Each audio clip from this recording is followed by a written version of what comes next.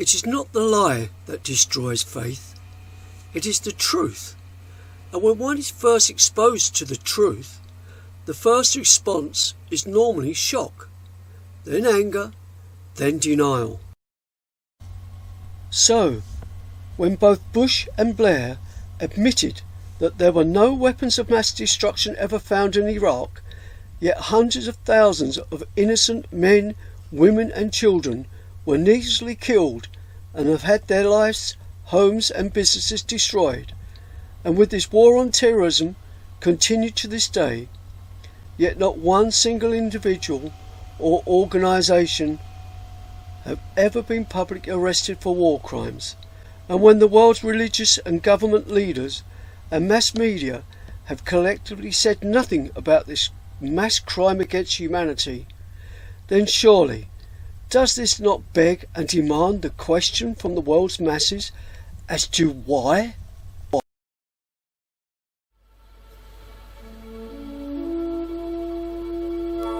Why may be a small word, but it is a very powerful word that most no longer use.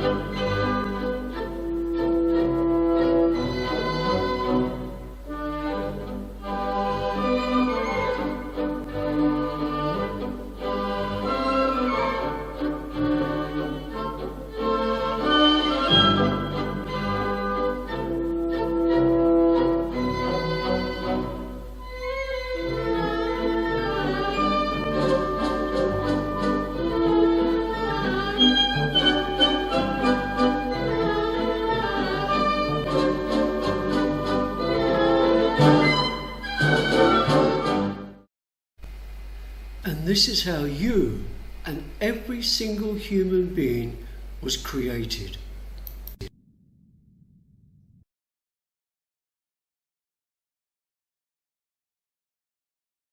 So why, when it is only the female who can create another miracle of life, have so many females for centuries openly accepted the unconditional dictatorship of predominantly religious men as being virtually third-class citizens?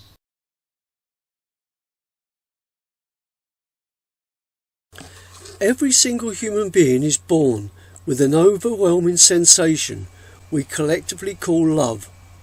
But when lying, hate, greed and deception all seep into oneself, then they can never truly explore the wonderful depths of our own consciousness, which will allow one to see just how unique we all are.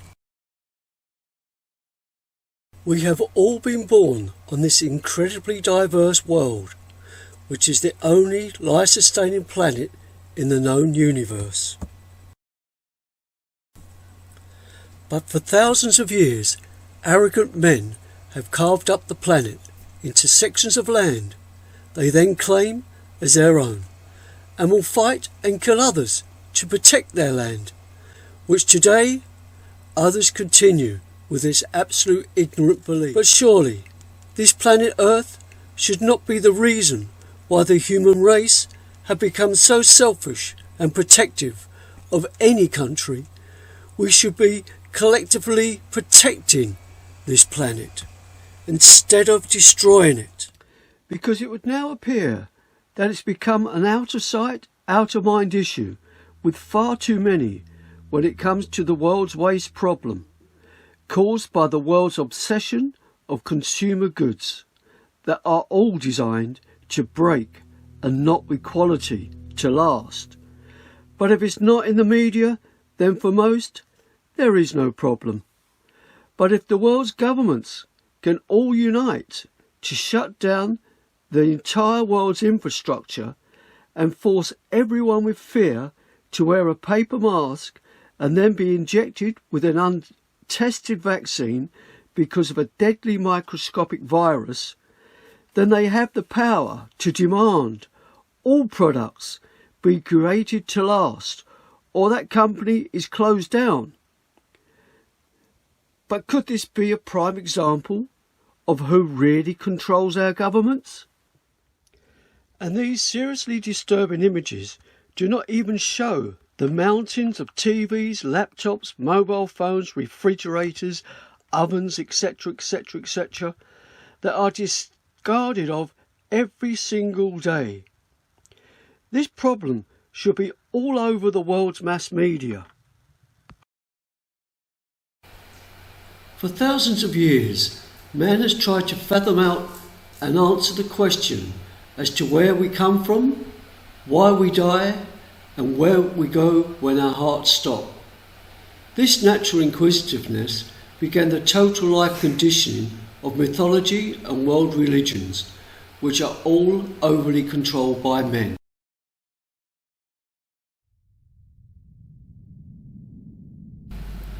Unless any one of the world's religious leaders can factually prove that there is such an entity as a god, a devil, or a life after death, and where we go when this life ends, and if the human race is ever to be totally free to respect all miracles of life and collectively unite as the human race, then we must put an end to all the world's contradicting and human segregating religious structures once and for all. As all religious groups created claim to be the true religion, with all others being wrong.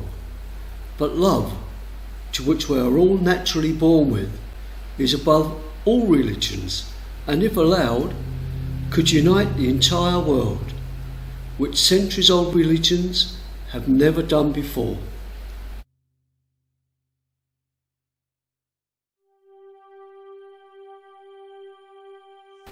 It is no coincidence that all the world's religious belief structures all follow the same basic principles, which are simply Do not question the Holy Scriptures, which were all written by men, and believe what you are being told, and if you disobey, you will be threatened with being excommunicated from one's religion and even one's family.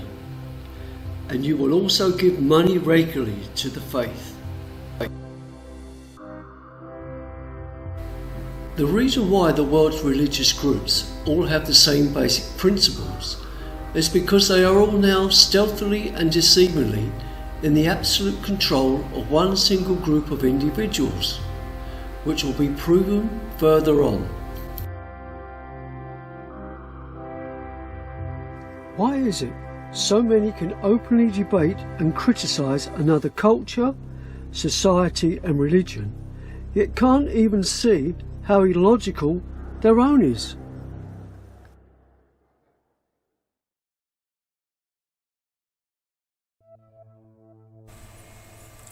We collectively claim to be intelligent, but how can billions of the world's population devote their entire lives to stories written by men thousands of years ago of where we go when we die?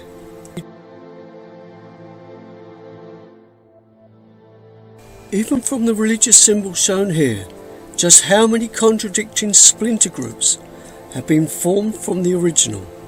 Or was this once again planned to divide and conquer even those from the same religious foundation? Because who created all these splinter groups? Was it their gods, or was it man? If we just took Christianity as an example, and the series contradicting relatively newly formed sects, we will find that the Church of Scientology, the Church of Latter-day Saints, the Salvation Army and the Jehovah's Witnesses, etc., were all founded by members of the satanic money changers controlled Freemasonry. And maybe the reason why one is never encouraged to openly question one's faith is because they would soon understand that even this virgin birth story goes back thousands of years, even before the birth of this Jesus, and was just yet another plagiarized story from others. And when the Freemasons of the world can have the courage to wake up and walk away from seeing that for centuries they have all been seriously fooled and used as being naught but puppet servant pawns for the Rothschild hotels banking New World Order to hide behind, then just maybe we can start to see the implosion of these hidden parasites once and for all.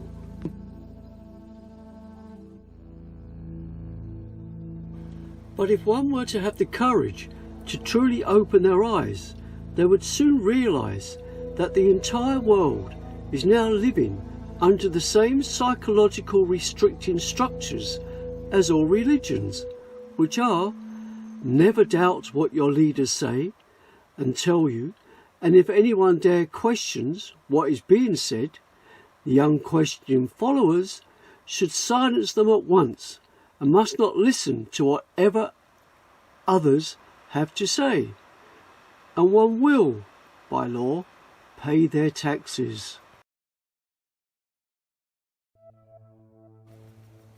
No matter where one lives in the world, there is a new worldwide religion which cuts across all other religions, and that is the unquestioning religion of consumerism, credit, finance and greed.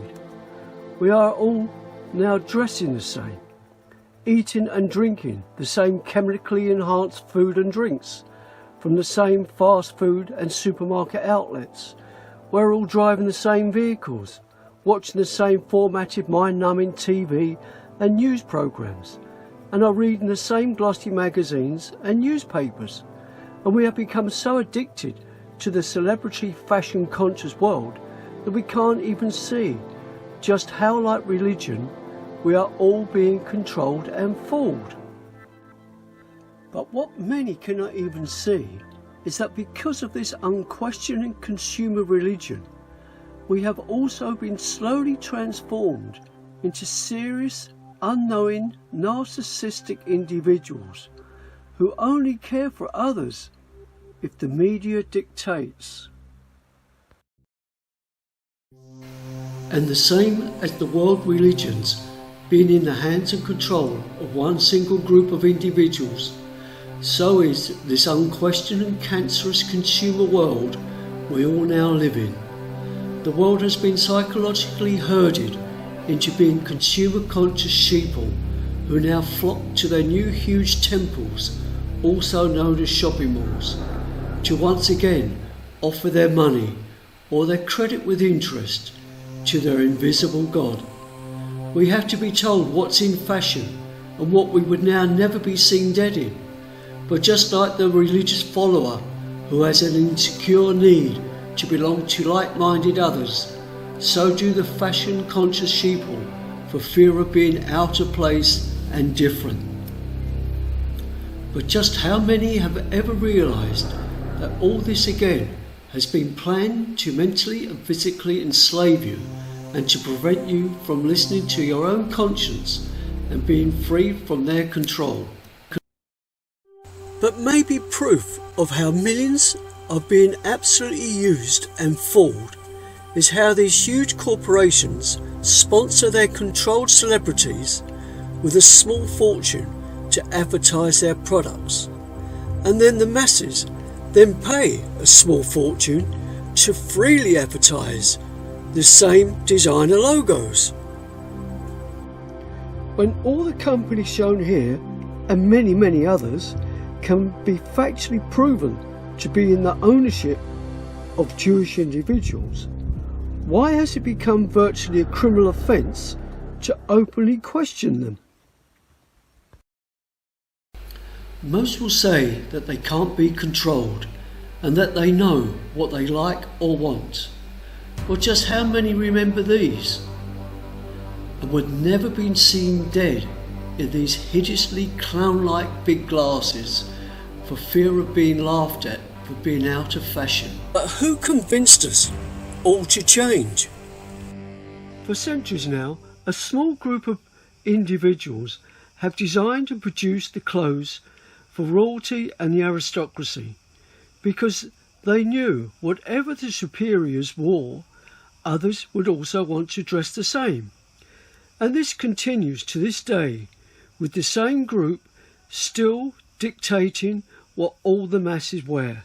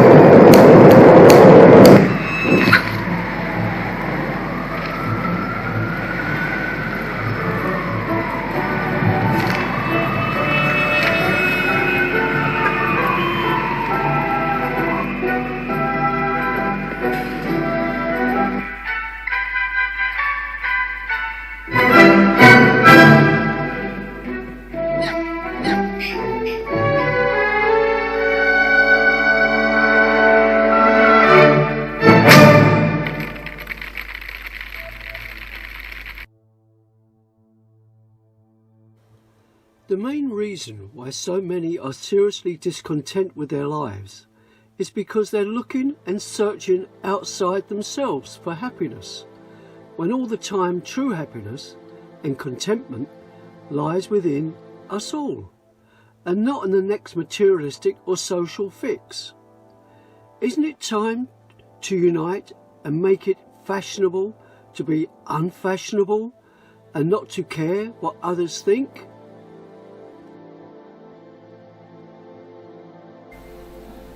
Because of this hypnotic world of consumerism and fashion, one can look very confident on the outside, displaying all their designer labels, but behind closed doors, just how many are truly suffering serious psychological, emotional and financial problems, all because they have been conditioned to think that it is normal and okay being in debt and part of a celebrity fashion and materialistic world. Why have we allowed ourselves to become herded like sheeple, to become emotional and financial prisoners, much like the world's religious followers, where far too many no longer have the courage to walk away and to set themselves free from others' control?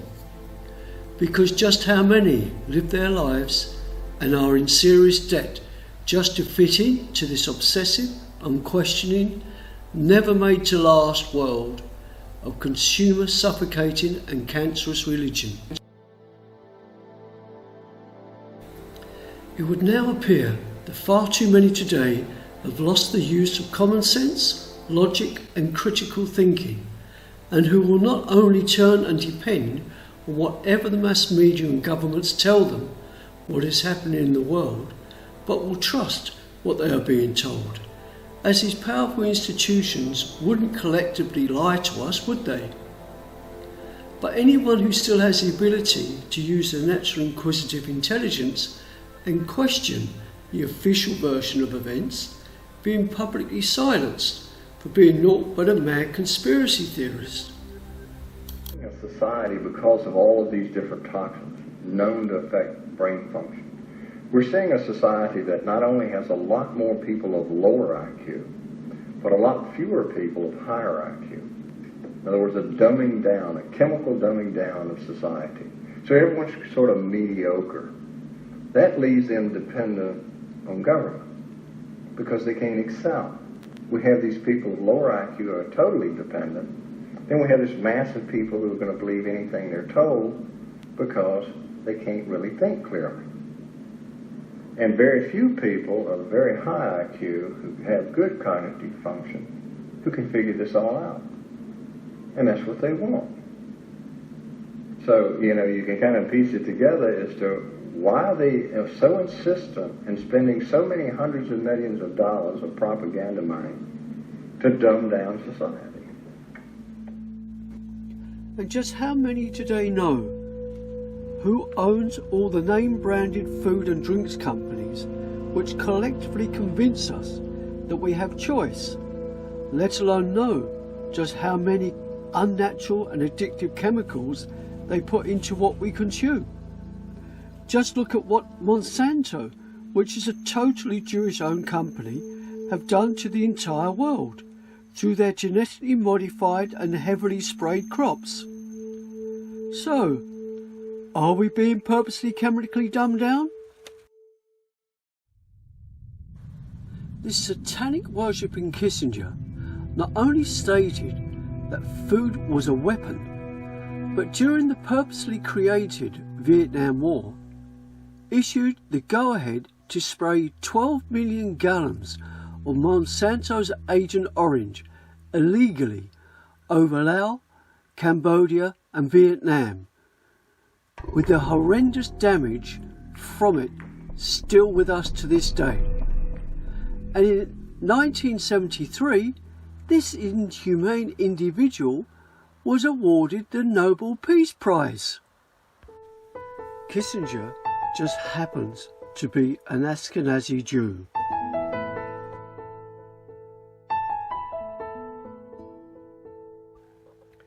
And let's not forget that Monsanto also manufactured killer poisons like DDT and PCBs, but today control the world's GM foods, which they alleged were created to feed the poor, which today the average person cannot even afford.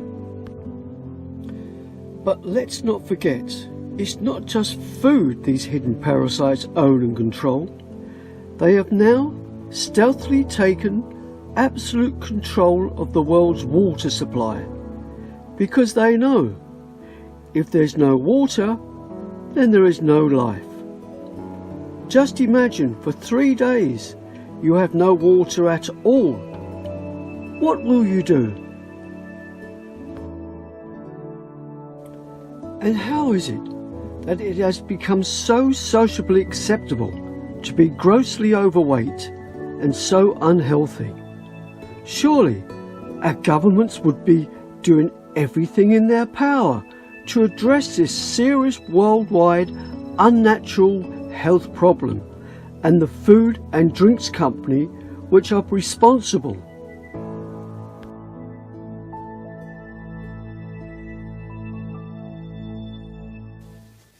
I'm sorry, but I don't want to be an emperor.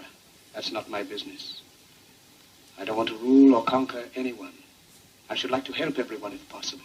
Jew, Gentile, black man, white. We all want to help one another. Human beings are like that. We want to live by each other's happiness, not by each other's misery. We don't want to hate and despise one another.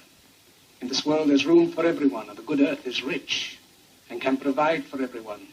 The way of life can be free and beautiful, but we have lost the way. Greed has poisoned men's souls, has barricaded the world with hate, has goose-stepped us into misery and bloodshed. We have developed speed, but we have shut ourselves in. Machinery that gives abundance has left us in want. Our knowledge has made us cynical, our cleverness hard and unkind. We think too much and feel too little.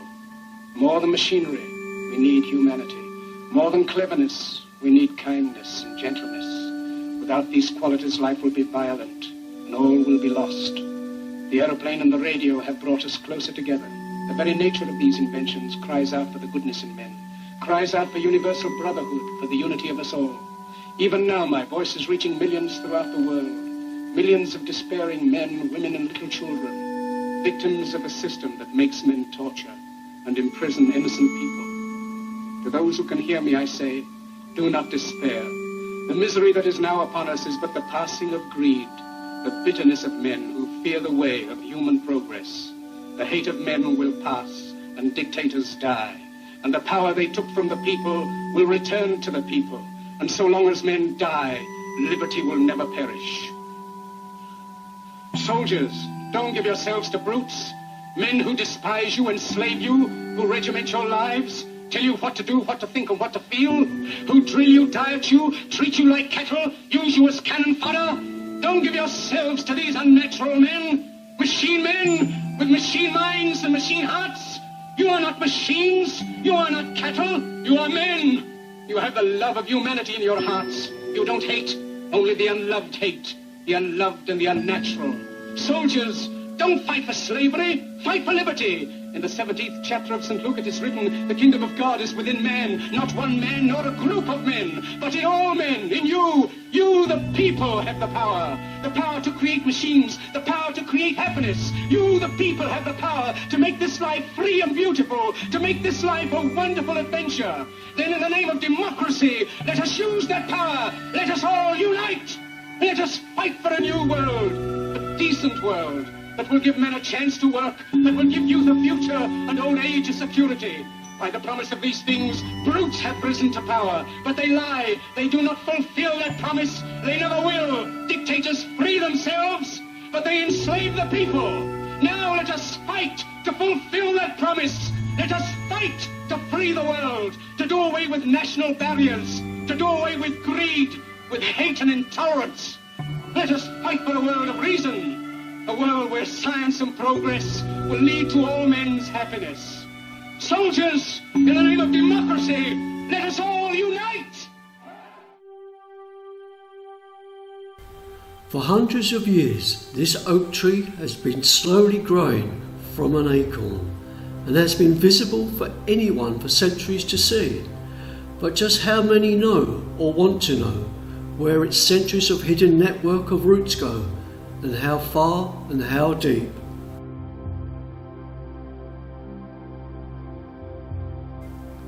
Well, one is now about to find out the hidden root system and how far they go of one particular incredibly financially wealthy family who claim to be Jews.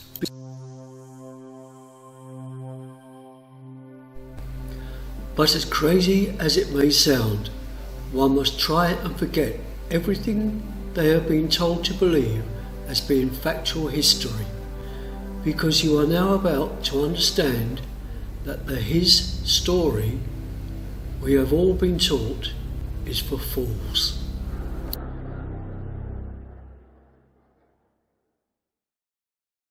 If you are someone who immediately goes into shock as soon as the word Jew is mentioned, then it would only prove the powerful psychological influence and control they now have over you.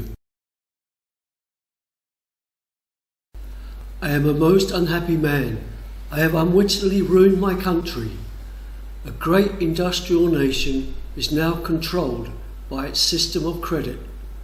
We are no longer a government by free opinion, no longer a government by conviction and the vote of the majority, but a government by the opinion and duress of a small group of dominant men. Woodrow Wilson. For we are opposed around the world by a monolithic and ruthless conspiracy that relies primarily on covert means for expanding its sphere of influence. What's happening? Where am I? I believe perhaps you understand now, pal, but you are afraid. JFK. Hartman, what does this have to do with my house and my dog? Oh, okay, that's enough. I want to go home now. This is the last president to stand up to the Fed. You must see. On June 4, 1963, President Kennedy signed Executive Order 11110. This executive order empowered the U.S. Treasury to issue real money without the Fed. It would have worked. Kennedy's plan to dismantle the Federal Reserve machine had begun. But 6 months later, John F. Kennedy went to Dallas and never returned. No way. No way they could do that. The new president, Lyndon Johnson, threw out Kennedy's order. And since JFK, no president has dared confront the secret powers behind the Federal Reserve. They consolidate bigger and bigger banks, print more and more money, accountable to no one, decimating our nation's wealth for the benefit of a few. Why? Why do this? If they hurt us, it hurts the global bankers too. No, pal. They are protected. They are too big to fail. But I'm not. Those sons of bitches! Sons of bitches all. But you're about to see how for thousands of years those who print the world's money, which enslaves us all, are nothing but lying, deceiving, gutless parasites who have hidden and hide behind everyone so they never get exposed for their crimes against humanity and the absolute decay of this wonderful planet. And if one cannot see that the world's currencies are nothing but a worthless piece of paper with numbers on, then it will only prove what a marvellous job the educational industries have done in moulding how you think. But there's a reason. There's a reason. There's a reason for this. There's a reason education sucks, and it's the same reason that it will never, ever, ever be fixed. It's never going to get any better. Don't look for it. Be happy with what you got. Because the owners of this country don't want that. I'm talking about the real owners now. The real owners, the big wealthy business interests that control things and make all the important decisions. Forget the politicians. The politicians are put there to give you the idea that you have freedom of choice. You don't. You have no choice. You have owners. They own you. They own everything. They own all the important land. They own and control the corporations. They've long since bought and paid for the Senate, the Congress, the state houses, the city halls. They got the judges in their back pockets. And they own all the big media companies, so they control just about all of the news and information you get to hear. They got you by the balls.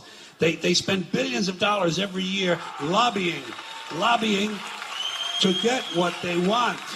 Well, we know what they want. They want more for themselves and less for everybody else. But I'll tell you what they don't want. They don't want a population of citizens capable of critical thinking. They don't want well-informed, well-educated people capable of critical thinking. They're not interested in that. That doesn't help them. That's against their interest. That's right. They don't want people who are smart enough to sit around the kitchen table and figure out how badly they're getting fucked by a system that threw them overboard 30 fucking years ago. They don't want that. You know what they want? They want obedient workers. Obedient workers. People who are just smart enough to run the machines and do the paperwork and just dumb enough to passively accept all these increasingly shittier jobs with the lower pay, the longer hours, the reduced benefits, the end of overtime, and the vanishing pension that disappears the minute you go to collect it. And now they're coming for your Social Security money. They want your fucking retirement money. They want it back so they can give it to their criminal friends on Wall Street. And you know something? They'll get it. They'll get it all from you sooner or later because they own this fucking place. It's a big club, and you ain't in it. You and I are not in the big club. And by the way, it's the same big club they use to beat you over the head with all day long when they tell you what to believe. All day long, beating you over the head in their media, telling you what to believe, what to think, and what to buy. The table is tilted, folks. The game is rigged. And nobody seems to notice. Nobody seems to care.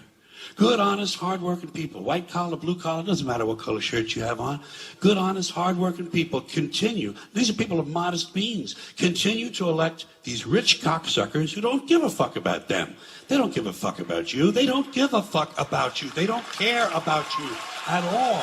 At all. At all. Yeah. You know? And nobody seems to notice, nobody seems to care. That's what the owners count on, the fact that Americans will probably... Before they executed Michael Jackson for being yet another outspoken and massive influence over millions of the world, he said, "All I want to say is that they don't really care about us. Kick me, kike me. Don't you black or white me. Jew me, sue me. All I want to say is that they don't really care about us." That Israel has a powerful stranglehold on the American government. They control both members of the House and the Senate. They have us involved in wars of which we have little or no interest. Our children are coming back in body bags. Our nation is bankrupt over these wars. And if you open your mouth, you get targeted. And if they don't beat you at the poll, they'll put you in prison. It's an objective assessment that no one will have the courage to speak about. They're controlling much of our foreign policy. They're influencing much of our domestic policy. Wolfowitz, as Undersecretary of Defense, manipulated President Bush #2 back into Iraq. They pushed definitely to try and get Bush before he left to move into Iran. We're conducting an expansionist policy of Israel, and everybody's afraid to say it. It is not Israel per se, it's those who own and control it. They control much of the media, they control much of the commerce of the country, and they control powerfully both bodies of the Congress. They own the Congress. Are you an anti-Semite? No, I'm not. Yours is a voice of criticism we don't often hear in the United States. Often when there is dissent expressed in the United States against policies of the Israeli government, people here are called anti-Semitic. What is your response to that as an Israeli Jew? Well, it's a trick. We always use it.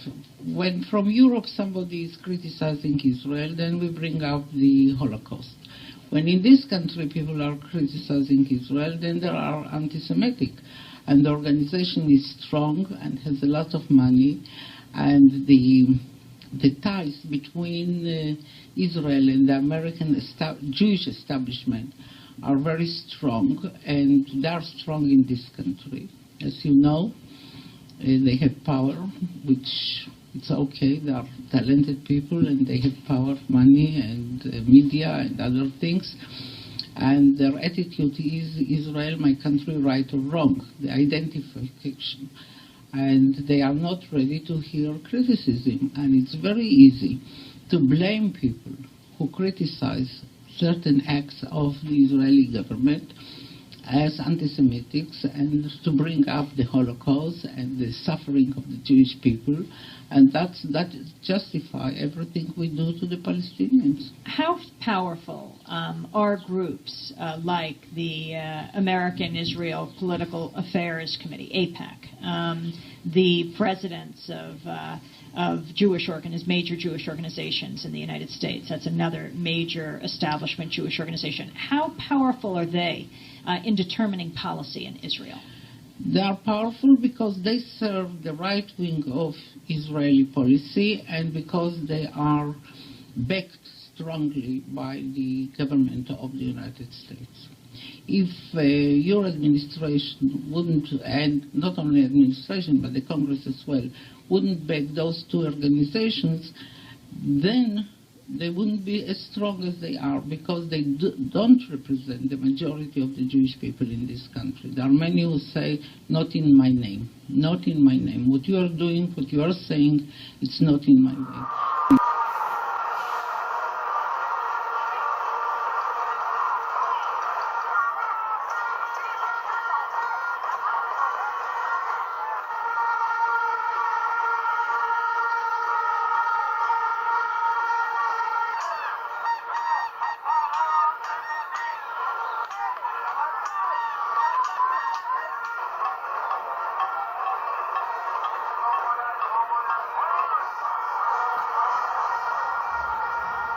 here agrees is that he's not the right person to lead Israel anymore.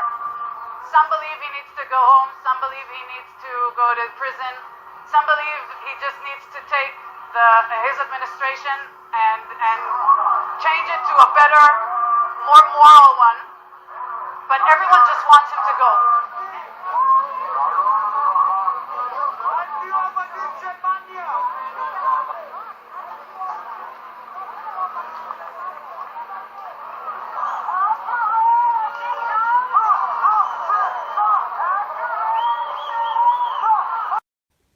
The reason why this protest was never seen around the world is because the hidden parasites who control us all do not want the world's left hand knowing what the world's right hand is doing, in case they join hands and become one body and overthrow this planned new world order. My name, but they are not organized. They don't have the money. They don't have the power. They don't. They were not accepted by the American establishment, political establishment, and that's why you hear mainly their voice, and their voice is very strong. Again, we're speaking with Shulamet Aloni, who has often been referred to in Israel as the First Lady of Human Rights. She was... Anti-Semite? No, I'm not. That's exactly what they're going to say. And I expect that. What I am is an American. You see, I think America comes first. And we have a one-sided foreign policy in the Mideast.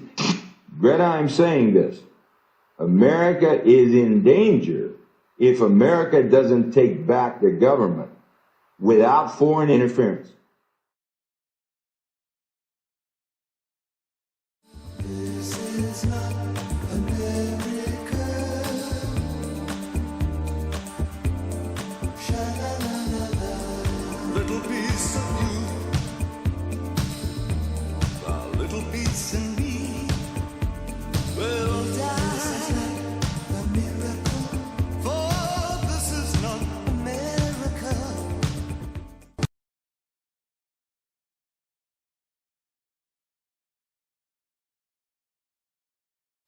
Over an 80-year genocide of the Palestinians, and not one single country has ever intervened. Not even Saudi Arabia, probably the most financially and militarily powerful Muslim country in the world. If one were to go to ifamericans.knew.org then they would soon understand the power and influence the mass media have over what we perceive to be truth and facts.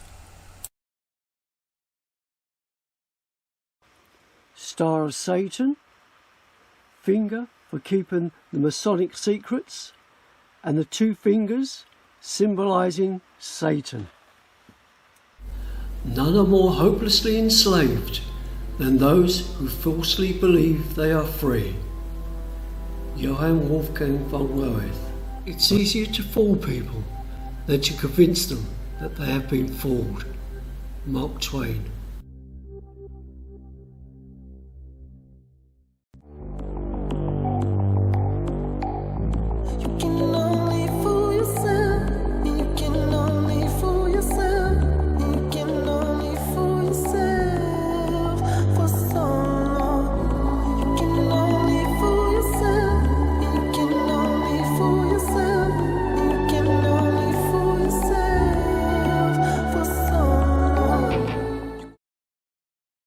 For thousands of years, there have been many Jewish individuals who have claimed to be a Messiah or prophet, but have all been proven to be insanely false. So why can't Abraham also be naught but a self-proclaimed prophet? Because Abraham not only created monotheism, which went on to create two more powerful controlling religions, but also claimed that his God told him that his group were his chosen people who would one day rule the world. If anyone today were to make the same claims as Abraham and later Moses did, they would probably be placed in an asylum and heavily medicated for being mentally unbalanced.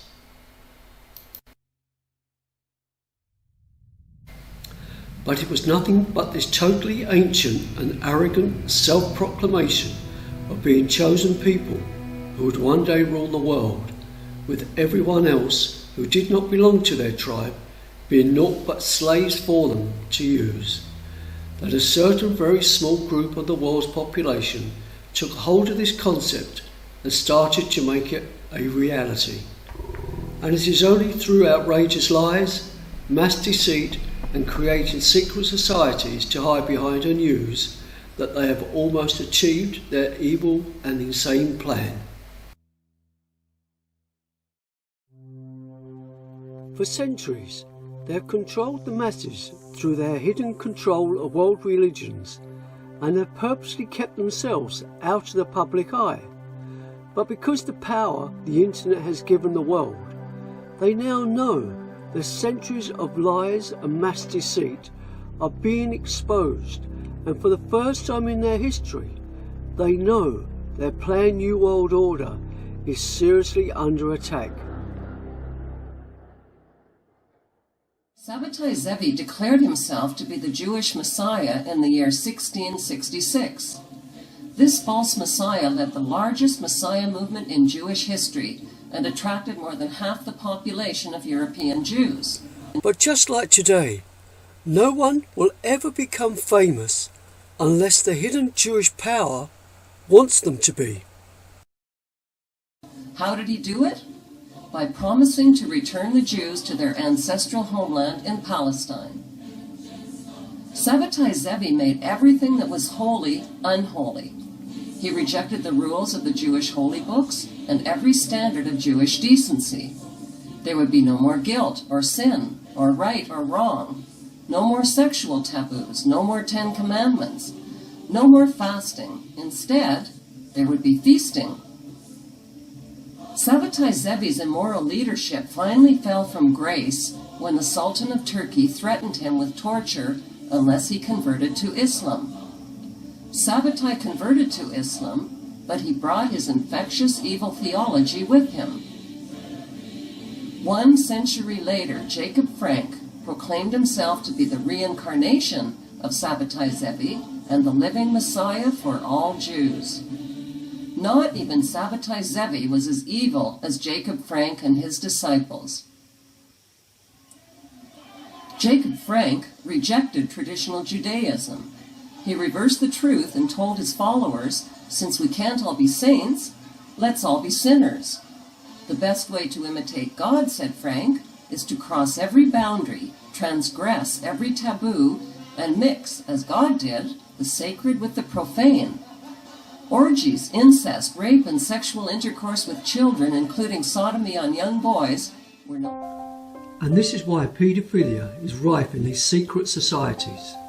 But surely our governments, police and media would expose these absolute evil, sick child predators, not protect them. In 2003, Tony Blair issued a 100-year D-notice, preventing the mass media from reporting any information about the very important investigation into paedophilia called Operation All. Wake up! These are the people you trust! In 1773, Jacob Frank traveled to Frankfurt, Germany, the birthplace of the Illuminati. That's where he formed an unholy alliance with Adam Weishaupt and Mayor Amschel Rothschild's banking dynasty. And isn't this overwhelming evidence how these lying, deceiving, insanely evil-minded parasites truly work? Because are we led to believe that this is just a coincidence how these three individuals met each other? Dynasty. The ambition of the Rothschild dynasty was to win control of the world's gold, central banks, and wealth. The Rothschilds sent John Jacob Astor, Jacob Schiff, and Paul Warburg to America, where they influenced the privatization of the Federal Reserve banking system and the dismantling of the American Constitution. The goal of Weishaupt and the Jesuits was to take control of the Vatican and its hierarchy of Catholic clergy. Weishaupt formed the Order of the Illuminati and infiltrated the Freemasonic lodges with his doctrine until every Masonic lodge in every nation accepted it. The Frankist goal was the destruction and replacement of Jewish ethics with a satanic religion based on the exact opposite of Jewish teachings. When this unholy alliance of conscienceless men was seeded, a cancerous war against humanity erupted.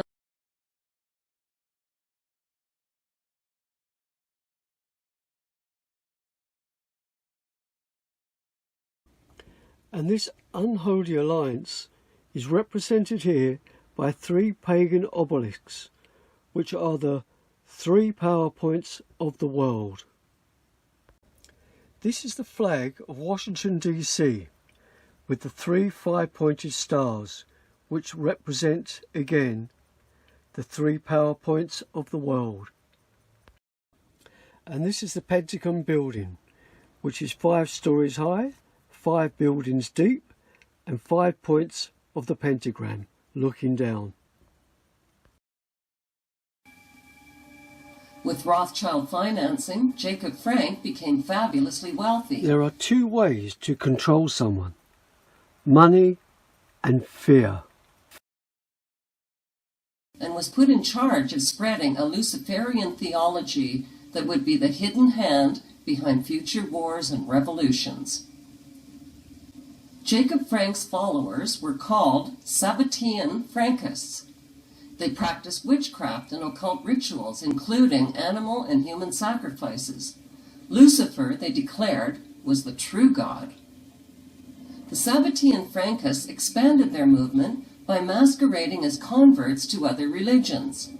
They converted to Catholicism and to Islam, where they embedded themselves and spread their Luciferian infection as closeted crypto-Jews. Considering Satan gets almost equal attention in so many religious institutions, surely the leaders would be preaching to all their followers about all those who now worship in the synagogue of Satan.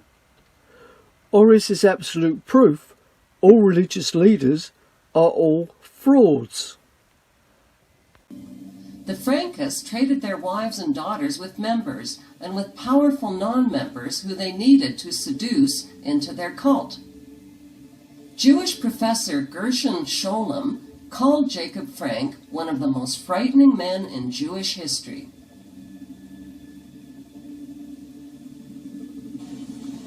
By 1776, Orthodox Jewish rabbis and leaders rejected Jacob Frank and the pagan invasion of evil that took hold in 18th century Europe. They declared Jacob Frank and his Luciferian followers to be heretics. His Zionist-owned media falsely reported that Iran's President Ahmadinejad threatened to wipe Israel off the map. This was a mistranslation. What the president of Iran really said is that Israel is occupying Palestine and has no legitimacy on the world map. Traditional Torah Jews and rabbis agree with him. There is speculation that the revolutionary document called the Protocols of Zion is a secret Sabbatean Frankist document. This document embodies 24 protocols which map out a detailed Zionist plan for global control.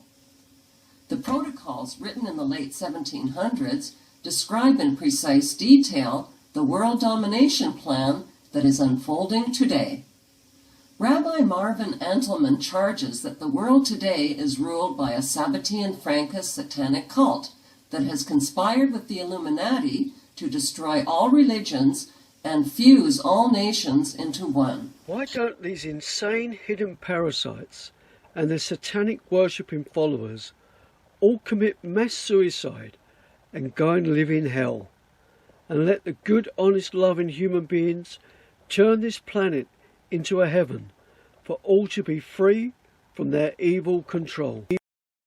So what you're saying is that there really does exist a new world order, that it's not a conspiracy theory, it's a conspiracy. Right, and Professor Katz wrote a book called The Jews and Freemasons. Today, royals, politicians, banksters, and businessmen form the inner circle of the Sabbatean Frankist elite. This satanic metal plaque and altar was found when archaeologists were excavating in the grounds of the Queen of England's Holyrood Park in Edinburgh, Scotland.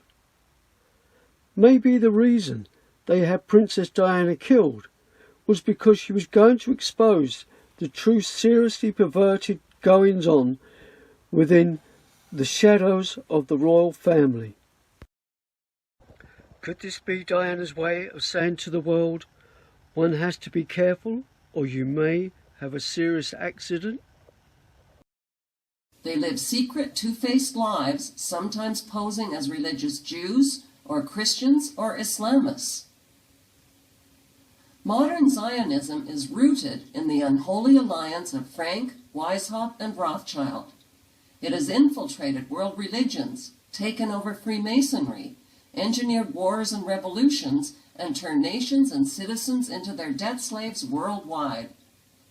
Unfortunately, Muslims, Christians, and Jews do not recognize their common enemy because that enemy is invisible. It hides within their own religion. But this is not just Judaism, Christianity, and Islam. These parasites have infiltrated and now have total control over all major faiths of the world, preventing any major group publicly uprising and exposing them. The enemy also hides within the activist community. It finances big-budget documentaries and movements.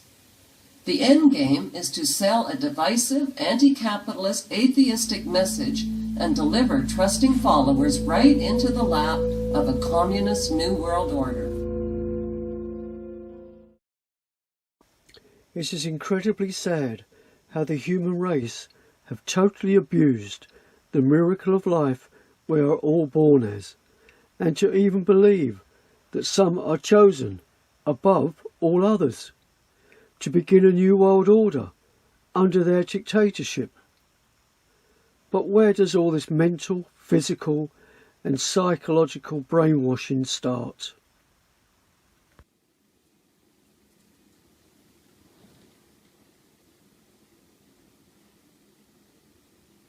This beautiful newborn was not born an Italian, Spanish, German, South American or a Canadian, etc. He was not born a Christian, Muslim, Hindu, Buddhist or a Jew, etc. He was born into these man-made structures and will be controlled by them for for the rest of his life unless he has the courage to leave and be free from their control.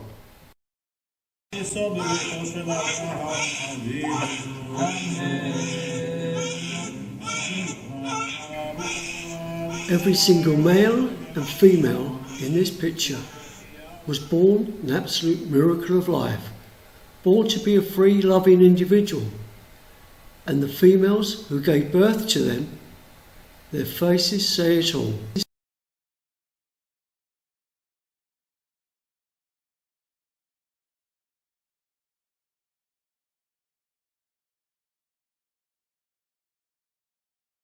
Secularism, which often brings them into conflict with the Israeli authorities. They are known as the Haredim, or the men who only fear God. These ultra-Orthodox Jews say they only respect one authority, that of the Creator. They say they are the sole spokesman for the Talmudic tradition. They practice social separatism since the 19th century, and their followers have been growing stronger year after year.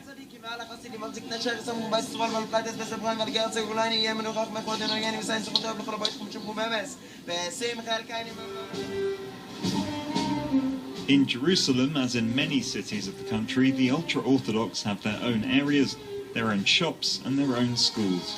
The study of religious texts starts at birth. After a few days of reflection, Taylor has agreed to return to Mea Shearim, the neighborhood where she grew up. But Taylor, are you okay? You okay? Close to me. Those who have the courage to leave any man-made religious structure must be truly admired and not ridiculed. They are in the other side of the street. The Purim festival is one of the rare times of the year when the neighborhood opens up to the outside world. Traditionally, residents here get drunk in celebration of the miraculous deliverance of the Jewish people from a massacre in Persia in 600 BC.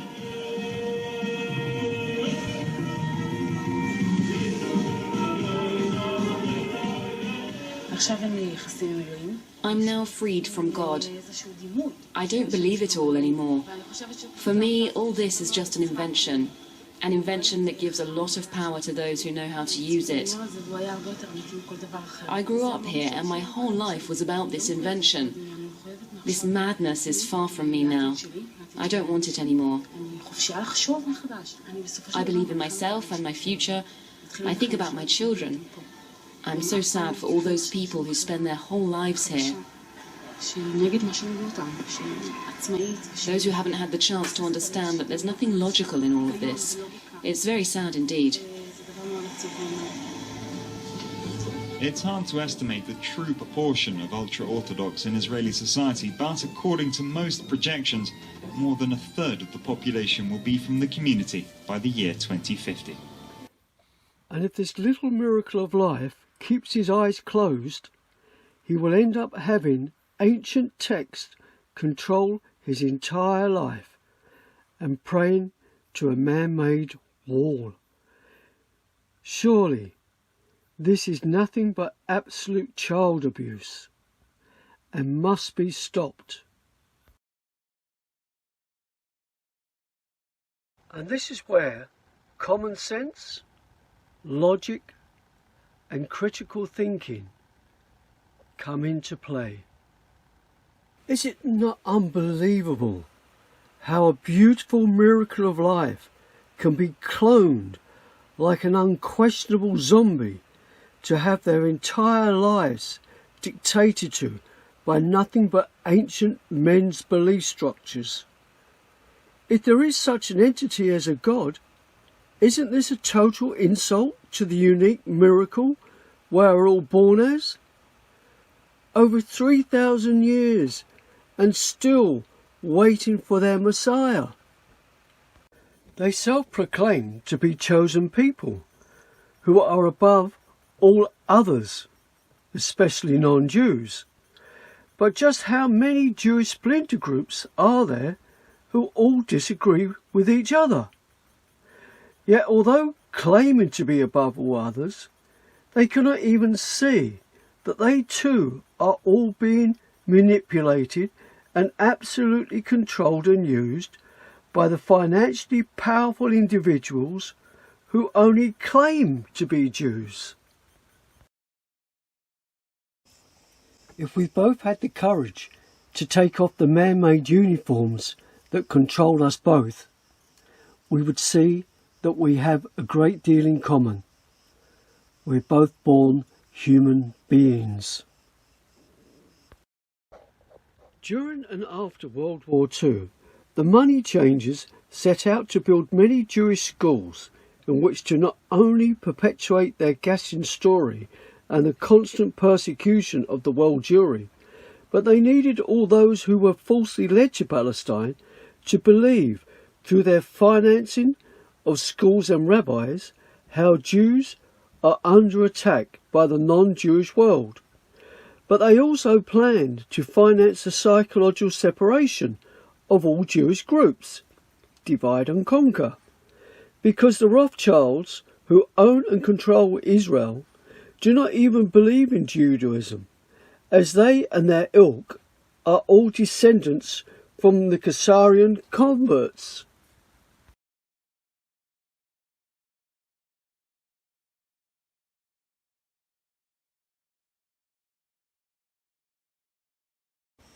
And this is why all the Rothschilds' puppet prime ministers of Israel have all been Ashkenazi Jews, descendants of the Khazarians. And notice how the 5-pointed star of Baphomet and the Rothschild 6-pointed star, and it says connected for good. And the red and blue shown here represent the inner and outer Blue Lodge of World Freemasonry. This 6-pointed star is recognised throughout the world as the Jewish Star of David, when in actual fact it is the symbol for the Rothschilds. So all who use it are being controlled by the owners. Moses Amschel Bayer places a red sign above the entrance door to his counting house. This sign is a red hexagram, which geometrically and numerically translates into the number 666, which under Rothschild instruction will end up on the Israeli flag some 2 centuries later.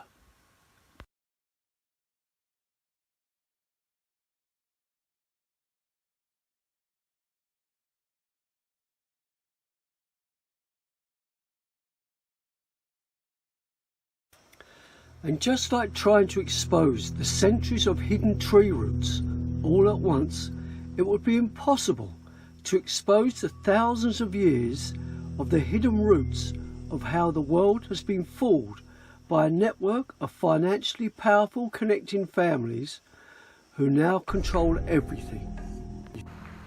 And absolutely none of the material put forward here is meant in any way to be disrespectful to anyone, as the justification is meant to explore and to seek the truth as to why the human race have collectively reached such a critical point in all our lives.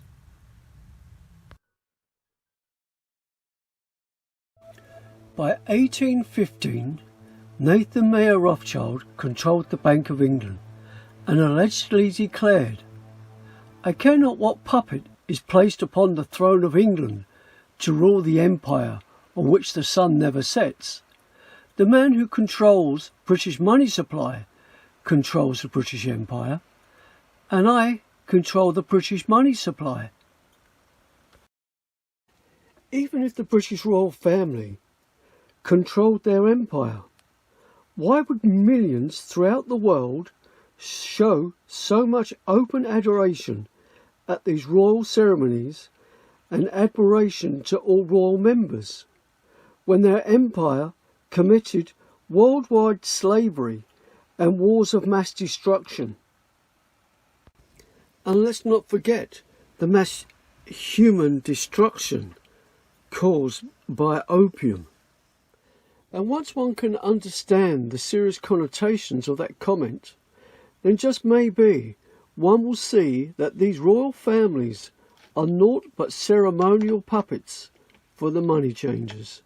Add insult to injury, it is the taxpayer who is forced to pay for these royal families. If I were reincarnated, I would wish to be returned to Earth as a killer virus to lower human population levels. Prince Philip. And this is the truly serious disrespect these arrogant parasites have over everyone. Moreover, if one were to listen to all the well-documented material Professor Tony Martin has gathered on the history of the black slave trade, then maybe one will start to see the centuries of hidden tree roots and the lies which were once buried.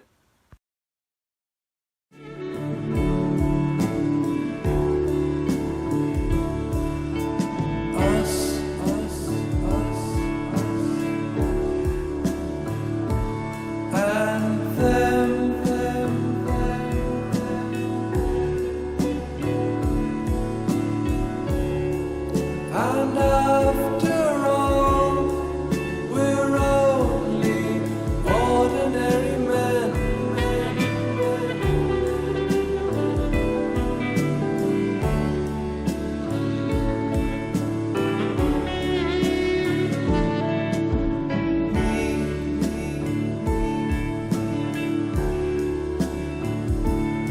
And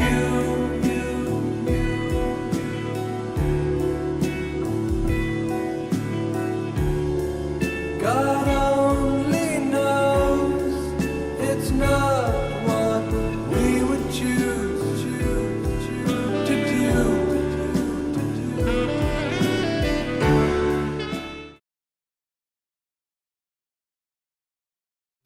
Do you not think that it is so incredibly sad how a very small group of the human race have for centuries been living an absolute lie, based purely on what one single man, who claimed to have spoken to the so-called creator of all life, who allegedly said that his group were his chosen people?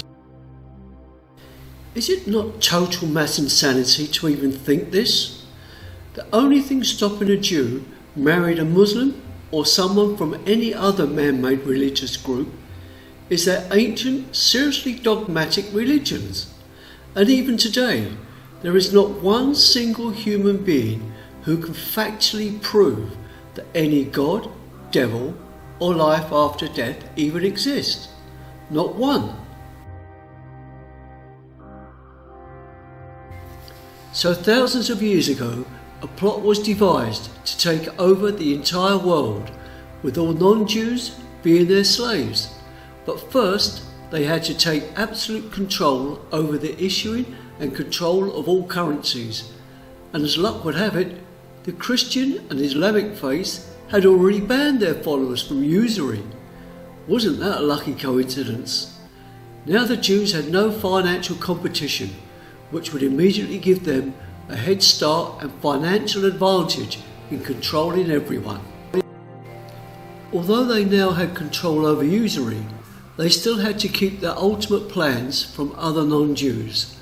And maybe this was when the concept of secret societies was first hatched, as keeping mum was the basis of how they have seriously established themselves as a network of incredibly secret worldwide financial powerhouses.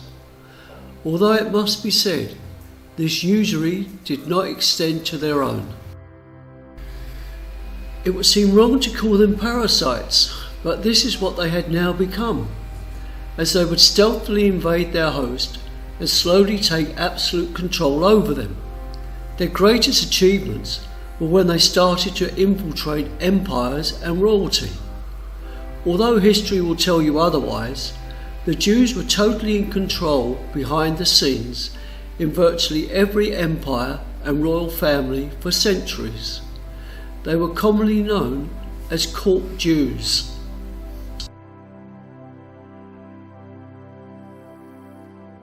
And it was by infiltrating and financially taking control of an empire, royal family and the aristocracy that the money changers truly started to excel with a hidden agenda of controlling the world, as they would now place all those they controlled into total financial servitude towards them. And this is when the true extent of their mass insanity and the megalomaniacal personalities became enormous. If you believe all this factual information incorrect, and is the reason why it is not taught in our educational institutions today, then one must research the German court Jews who financially controlled Frederick the Great of Prussia, because they realised that he who controls the information one is taught would more or less control how one thinks. And so the money changers started to establish this principle in all the world's educational institutions, which they financed and controlled, as they still do to this day. An educated people can be easily governed. Frederick the Great. And this is why they've made it a law for every child to go to school, so they can start to totally control their minds. But just how many have gone on to further education and have gotten into serious debt to now find out that there are no professional positions for them to enter into? Frederick the Great also said, if soldiers were to begin to think, not one of them would remain in the army. And although Frederick the Great said this, he also knew that it was the German Jewish bankers from Berlin and Frankfurt who not only financially controlled him, as they have done to all other empires, but were the ones who would purposely create these wars and conflict with others, and would hire their own weapons and soldiers out to both sides. And the debt created by these wars, they would force taxes upon the unsuspecting masses to pay for them, a serious trait they continue to use to this day. We collectively claim to be intelligent, but surely intelligence is to question. So why don't we? Because if one did, they would soon explore the hidden depths of how we have all for centuries been seriously fooled by those we have all been brainwashed and conditioned into protecting. But as mentioned earlier, the world Jewry have also been seriously used by the hidden financial parasites to hide behind. And when the world's Jewry can also have the courage to wake up and not only question this, but also realise it, then just maybe they will join the rest of the human race in ridding the world of these parasites once and for all. Give a man a gun and he can rob a bank. Give a man a bank and he can rob the world.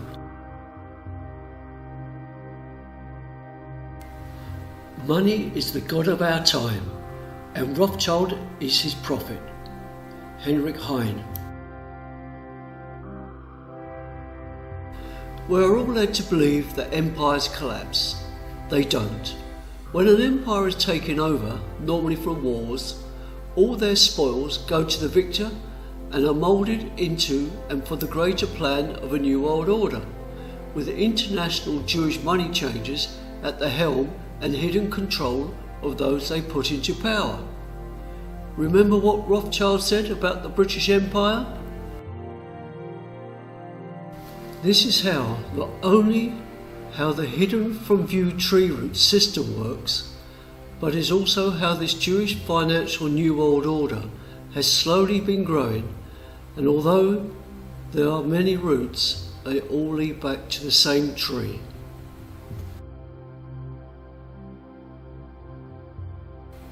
Please do some very simple research for yourself into the history of these major Jewish families, as once one does, they will soon discover how their hidden power has for centuries become so interconnected through marriage and secret financial dealings, and how their planned New World Order has been moulded. But remember, the internet is their Achilles heel, as it is the only resource one can find the truth. And although they now totally own and control it, centuries ago they could never have perceived the power and freedom it would give to the masses. The overwhelming evidence that millions all over the globe are waking up to how the world's media have for decades controlled and manipulated what we all see, hear and read is how the totally Jewish owned and controlled media are collectively silencing anyone who tried to expose their mass insanity as being naught but mad conspiracy theorists or just pure anti-Semitics, with factual information being taken down or just banned. The Rothschilds Anti-Defamation League, a pro-Zionist and Jewish racial advocacy group, calls on the incoming Biden administration to engage in a massive crackdown on online speech.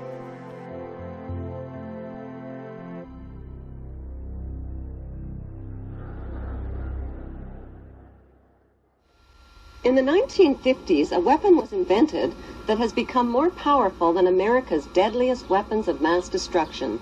It is the weapon of mass deception, and it is right in our own living rooms. The hypnotizing world of picture television brings us the news of the world through two central news agencies called Reuters and the Associated Press. The Rothschilds bought Reuters in the 1800s, which later bought the Associated Press and made the Rothschild family owners of the world's largest central news services. To the present day, the world depends on these Rothschild-owned central news services as their main source of news and information. In his book called Who Owns the TV Networks, author Eustace Mullins claims that the major TV networks, radio stations, newspapers, and publishing empires are controlled by the Rothschild, Rockefeller, and J.P. Morgan money cartels through their corporate conglomerates. The bankster-owned media conglomerates include weapons manufacturers General Electric and Westinghouse, which profit from promoting wars. Their man in Washington is head of the FCC Federal Communications Commission, and his name is Michael Powell, the son of Colin Powell. Michael Powell was put in charge of changes to the media monopoly rules and who can own what. Joining public opposition to Michael Powell's FCC deregulation policies, Senator Byron Dorgan had this to say. Seldom have I seen a regulatory agency cave in so completely to the big economic interests. That's exactly what happened today with the FCC rules. And Chairman Powell kept suggesting slight modifications. It's not slight at all. This is a big deal. It's going to affect what the American people can see, can hear, can read. And let me emphasize something that was in your setup piece. After what the FCC did today, it is likely, in fact, that in big American cities we will see the same company own the newspaper, 3 television stations, 8 radio stations, and the cable system in that city, all under one company. And I don't know what happened to this notion of competition, but I'm telling you, it's not there, and it's not embedded anywhere in the FCC's decision. Well, I'm just going to have to say that there are a lot of lies being told. In his new book. And just how many, after over 100 years, have still never heard of this ship? No, it's not the Titanic, it's its identical sister ship, the Olympic, which was already ferrying thousands of passengers to America even before the Titanic was finished being built.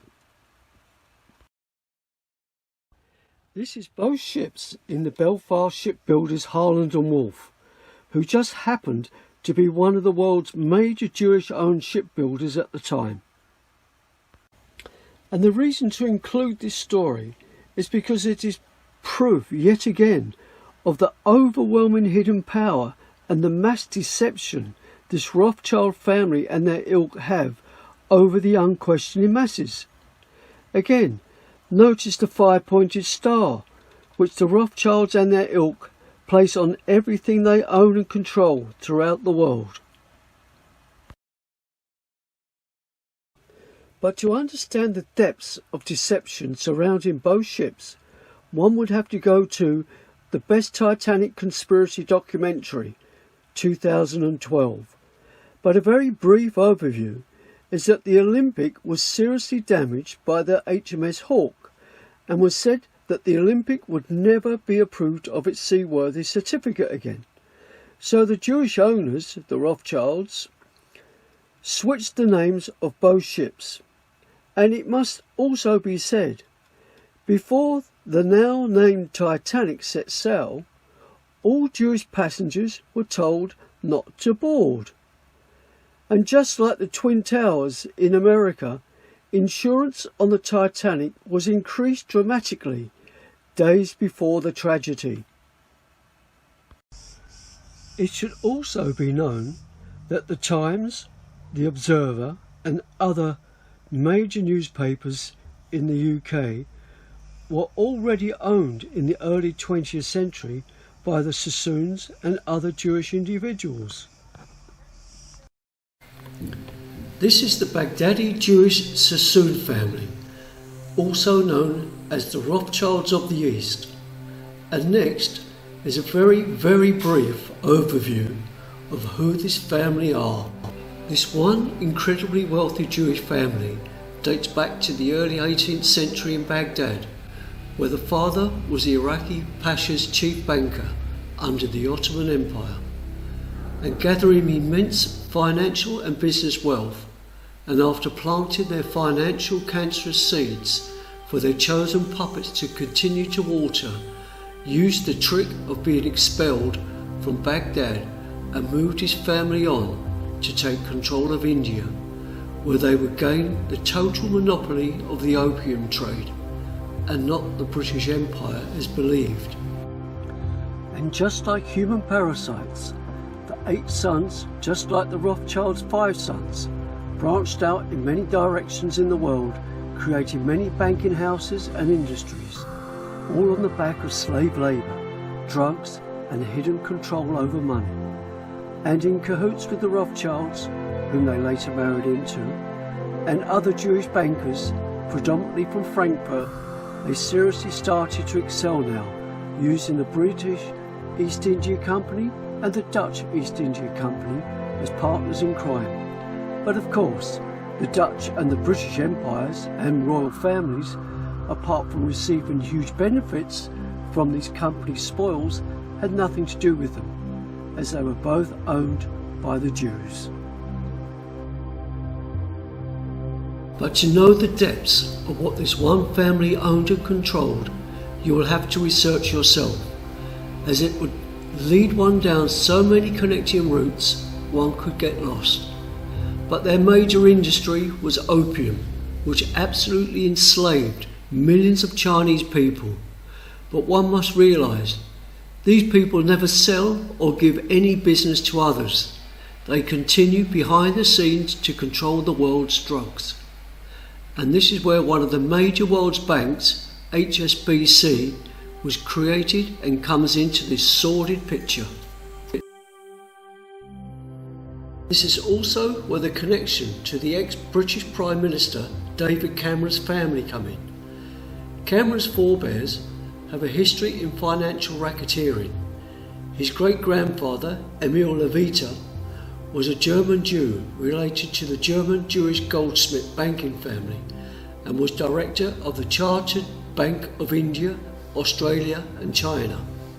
Initially, the bank's business was in large volume discounting and rediscounting of opium and cotton bills. Opium would generate substantial profits for the bank and the Jews and Freemasons who controlled it.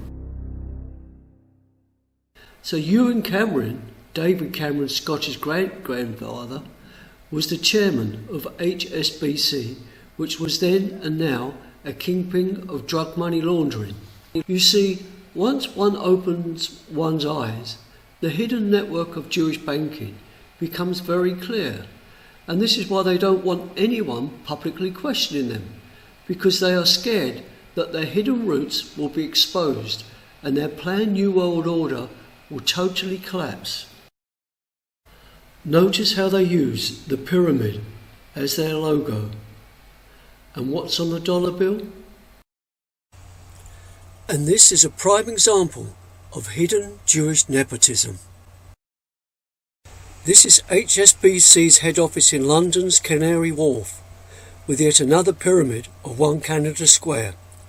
London's East End and Docklands were purposely bombed in World War II for the future expansion of the City of London, and it would be later rebuilt on by the very seriously questionable history of the Orthodox Jewish Reichman family.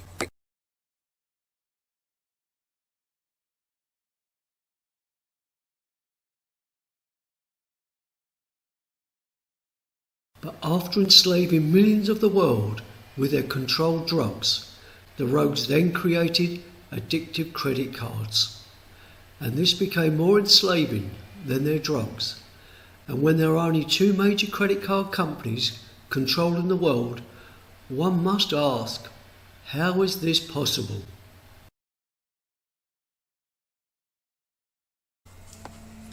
But the world should never forget what both the Jewish Rothschilds and Sassoon families did by enslaving millions of Chinese to their seriously addictive drug, opium.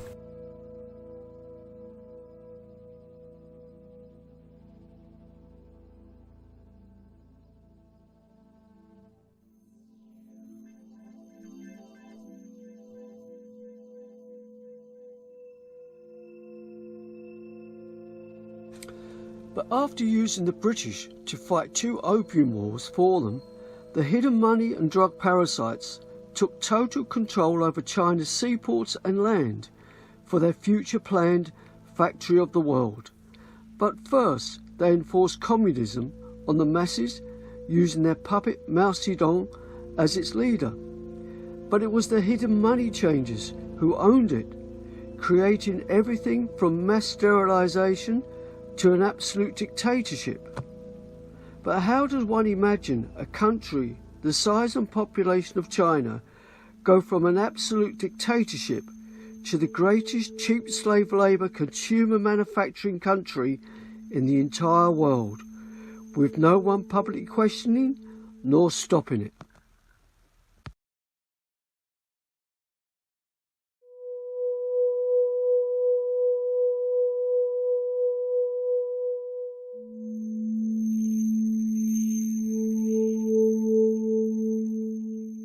Have you ever wondered who financed the construction of these incredible architectural masterpieces and other cathedrals throughout the world?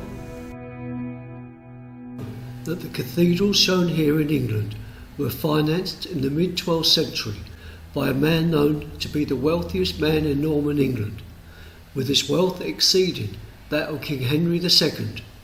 He loaned money to specifically build abbeys and monasteries, and no fewer than 9 Cistercian abbeys. This man's name was Aaron of Lincoln, a Jewish financier. But you can be sure he was not the only Jewish money lender at this time, and maybe repaying the debt owed to the Jews was the reason why all Christians had to pay tithes, etc., to their faith. I'm sure one can remember the unbelievable shock and horror when we witnessed on the TV the terrorist attacks in New York. We all heard the TV networks constantly talking about hearing explosions going off. We were immediately told it was Saudi Muslim terrorists. Then for months we were heard nothing but our governments and mass media outlets spewing out 24/7 of how Saddam Hussein had weapons of mass destruction and had to be stopped for freedom and democracy. But anyone who tried to publicly express a dissenting opinion to those officially held were publicly silenced or just never heard.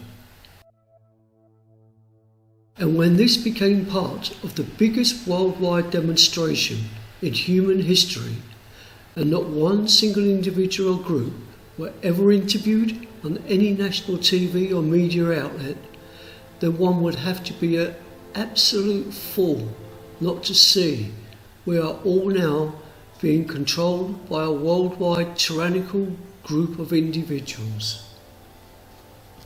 And when all those who marched all over the globe against this COVID-19 lie met with the exact same response from the world's media and governments, then surely one must understand why.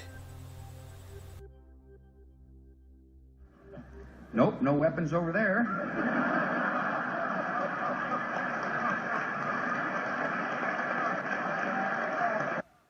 The main reason we went into Iraq at the time was we thought he had weapons of mass destruction. It turns out he didn't, but he had the capacity to make weapons of mass destruction. But I also talked about the human suffering in Iraq.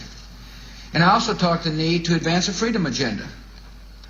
And so my answer to your question is that imagine a world in which Saddam Hussein was there, stirring up even more trouble in a part of the world that had so much resentment and so much hatred that people came and killed 3,000 of our citizens.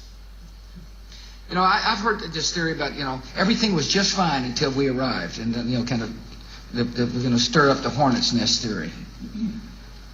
It just doesn't hold water as far as I'm concerned.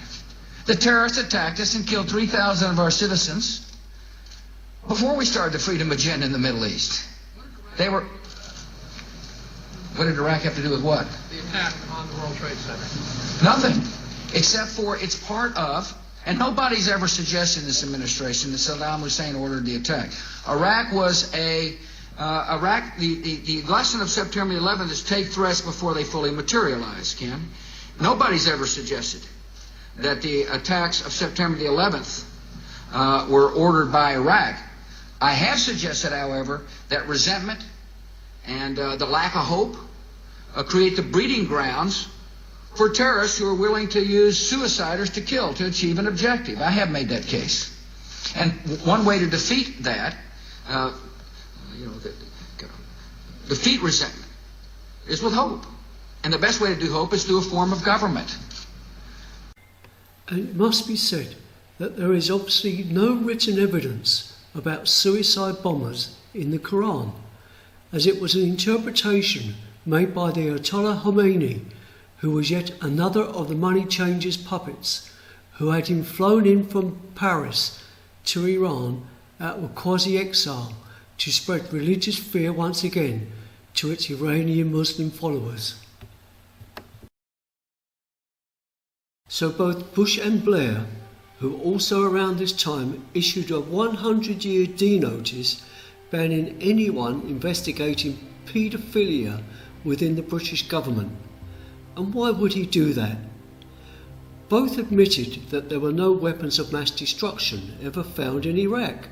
So why was this lie not splashed all over the world's mass media for months, for all to understand the serious connotations? Why was no one ever arrested for war crimes?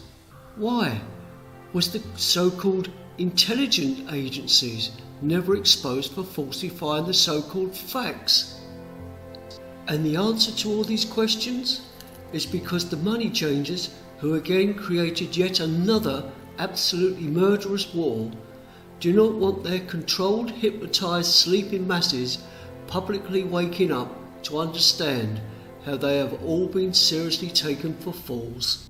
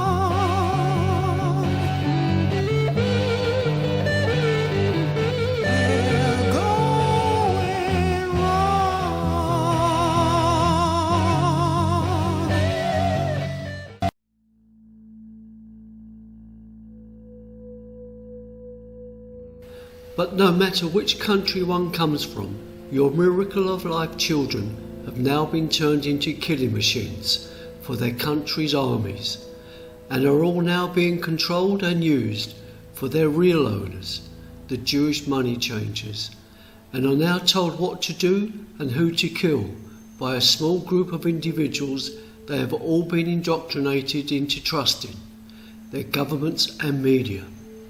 Because who creates these wars and who promotes the pure propaganda?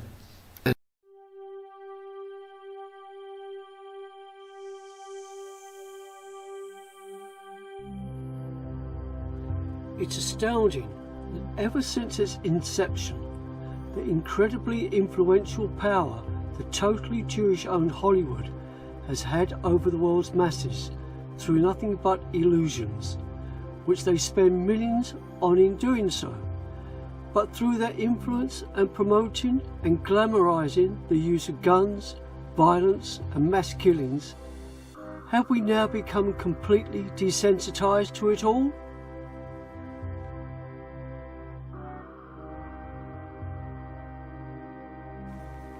Every single soldier in these pictures are trained killers for their governments. So, are they heroes or senseless killers? And if one were to do some very simple research into all the suppliers to everything these soldiers use, no matter which country, one will find the hidden nepotistic Jewish network, and it's all paid for by your compulsory taxes.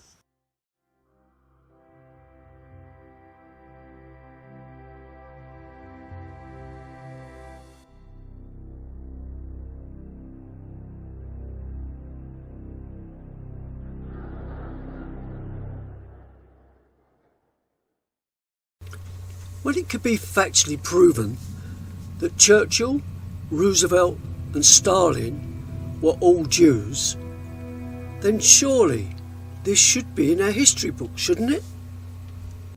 Winston Churchill, Franklin D. Roosevelt, along with Adolf Hitler, Eugenio Pacelli, Pope Pius XII, Francisco Franco, Benito Mussolini, Hirohito and Mao Zedong were all members of the satanic Sabbatean Frankist cult of the all-seeing eye.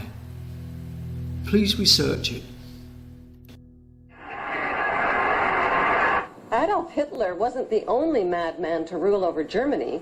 Kaiser Wilhelm II led Germany to its destruction in World War I. Crippled since birth with a useless arm, Kaiser Wilhelm was the grandson of Queen Victoria and the great-uncle of today's Queen Elizabeth II. It was no accident that Kaiser Wilhelm chose Max Warburg as head of Germany's Secret Service. The Warburgs and the Rothschilds controlled Germany's central bank called the Reichsbank, which was founded by Mayer Rothschild.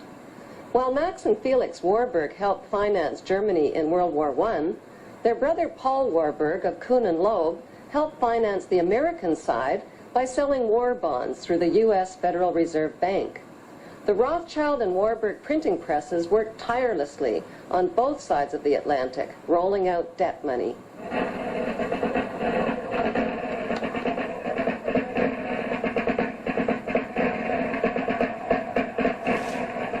Germany won the First World War by 1916 without a single shot being fired on German soil. British convoys were blown out of the Atlantic by German subs, the French army mutinied, and the Russian army was defecting. With British Prime Minister Lloyd George up against a wall, Lionel Rothschild and the Jewish Zionists offered the British a deal they couldn't refuse.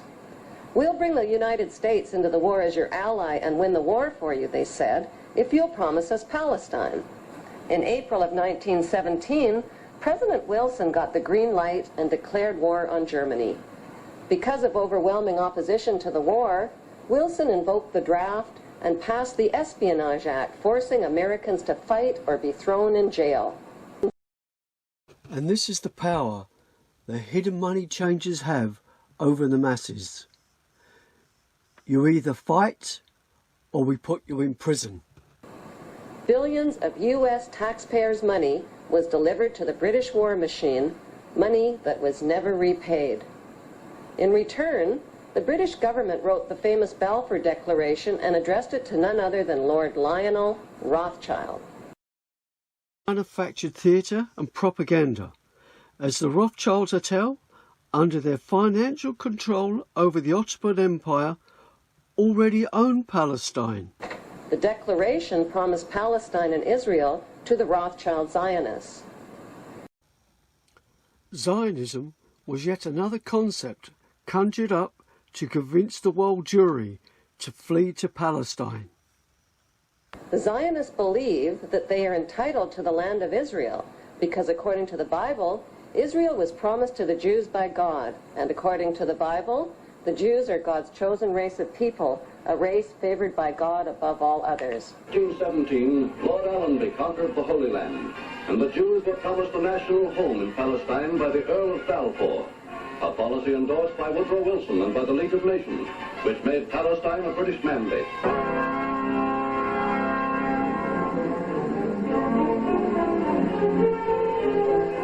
The Versailles Treaty negotiations after World War I were held behind closed doors at the luxurious private mansion of yet another Rothschild family member named Edmund Rothschild. Treaty negotiators included Rothschild agent Paul Warburg as a United States delegate and Paul's brother Max Warburg as a German delegate.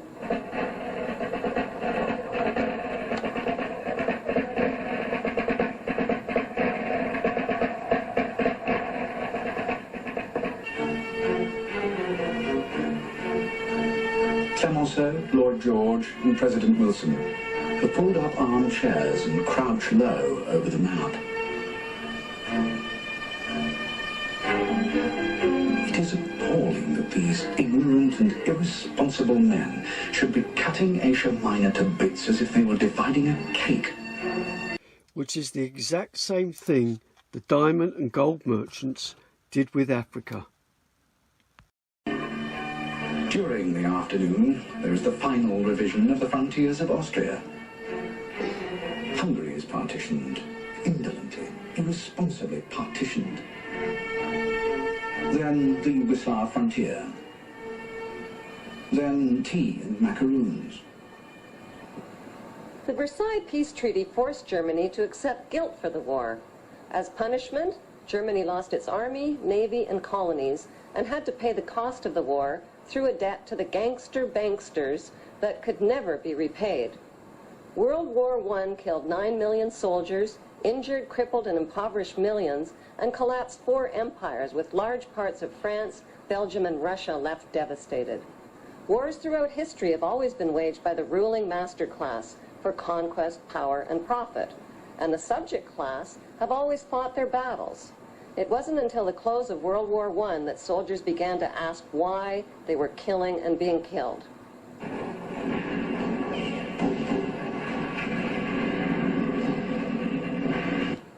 The League of Nations was the money cartel's first attempt at world control, but Tsar Nicholas II of Russia caught on to their plot and sabotaged it. That proved to be a deadly mistake. Schiff, Warburg, Rockefeller, Harriman, and Morgan backed the uprisings that led to the 1917 Russian Revolution. Their strategy was to finance both sides of wars and revolutions, which gave them control over the winners, the losers, and the outcome.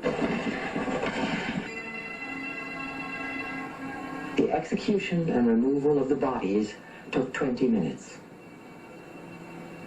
3 centuries of Tsarist Russia were gone. And not one single royal family or government of the world intervened. Yet the assassination of Franz Ferdinand was the alleged reason for World War I. Between 1918 and 1921, 14 million Russians died from war and starvation under Lenin's Bolsheviks. By 1919, Lenin ran up a national debt to the Rothschild banksters of $60 billion, which put Russia firmly under their control. As Mayor Rothschild once said, "Give me control of a nation's money and I care not who makes her laws." To this day, the Rothschilds have stopped the heirs to the Tsar's fortunes from claiming their deposits held in Rothschild banks. Those fortunes are now worth an estimated $50 billion. Joseph Stalin, who was financed by the same money cartel, replaced Lenin as Russia's brutal new dictator. Using terror and death threats, Stalin's job was to industrialize Russia and turn communism into a powerful counterforce to democracy. Manufactured conflicts between these two powerful political forces would be the ideal excuse for all future wars and for dividing, conquering, and ruling the world. It was the international Jewish bankers who not only planned and financed the slaughter of the entire Russian imperial family, but also went on to create communism in Russia and China, where both countries purposely starved and enslaved millions to death for the money changers once again, hidden from any form of open public scrutiny, hiding behind their puppet servants they placed in control. After World War II, certain Jews created an alleged manhunt to find all responsible for the gassings of the alleged 6 million Jews. But why was there never a manhunt for all those responsible for the extermination of millions of Russians, and those responsible for the absolute inhumane conditions carried out by those who enslaved millions behind the Berlin Wall? The true reason why is because there is overwhelming factual evidence that Jews were in total control of both, and they, the Jews, do not want you or anyone opening the door to the truth as to who was behind the atrocities carried out to all these human beings. Rothschilds in China. Right is Jacob Schiff, the Rothschilds lieutenant who funded Mao and the Communist Revolution and the Japanese invasion of China. And this is just a few of the powerful and influential Jews who controlled communism in Russia.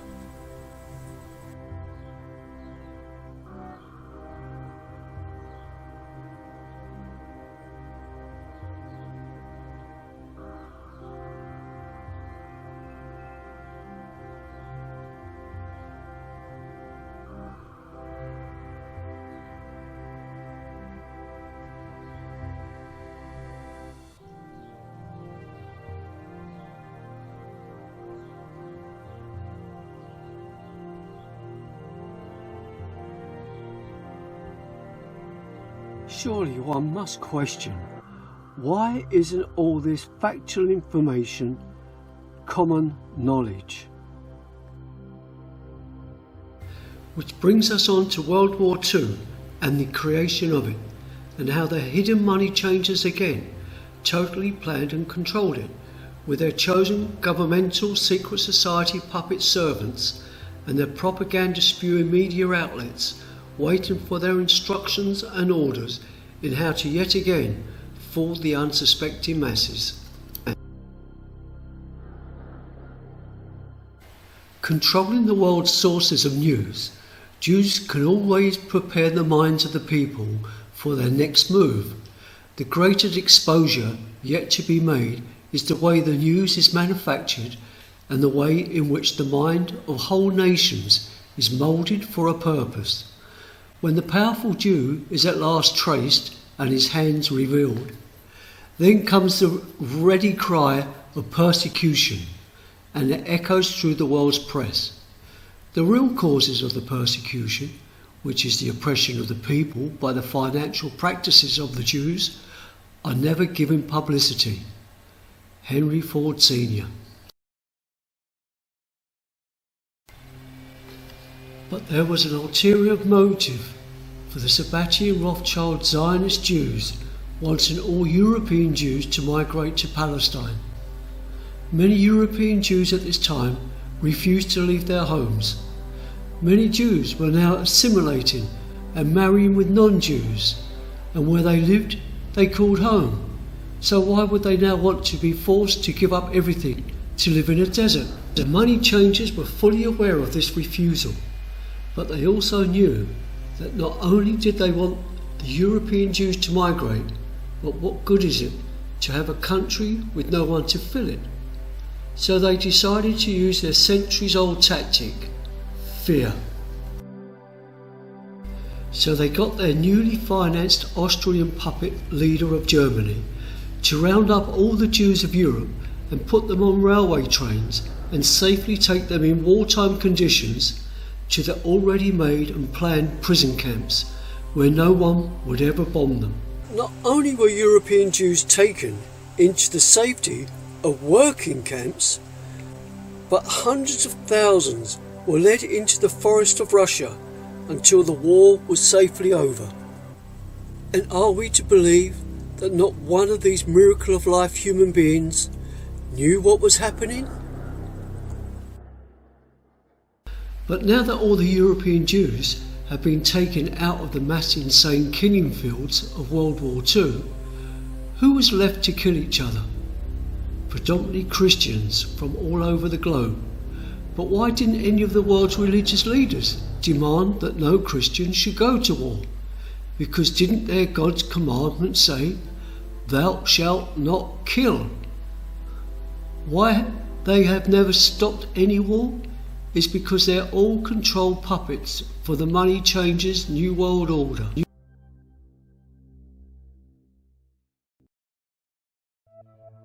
It is well known to many that not only was Hollywood owned and created by the money changers, but so were the major TV networks, newspapers and radio stations, which gave them total control over the information the entire world believed. But how, you may say, is this possible?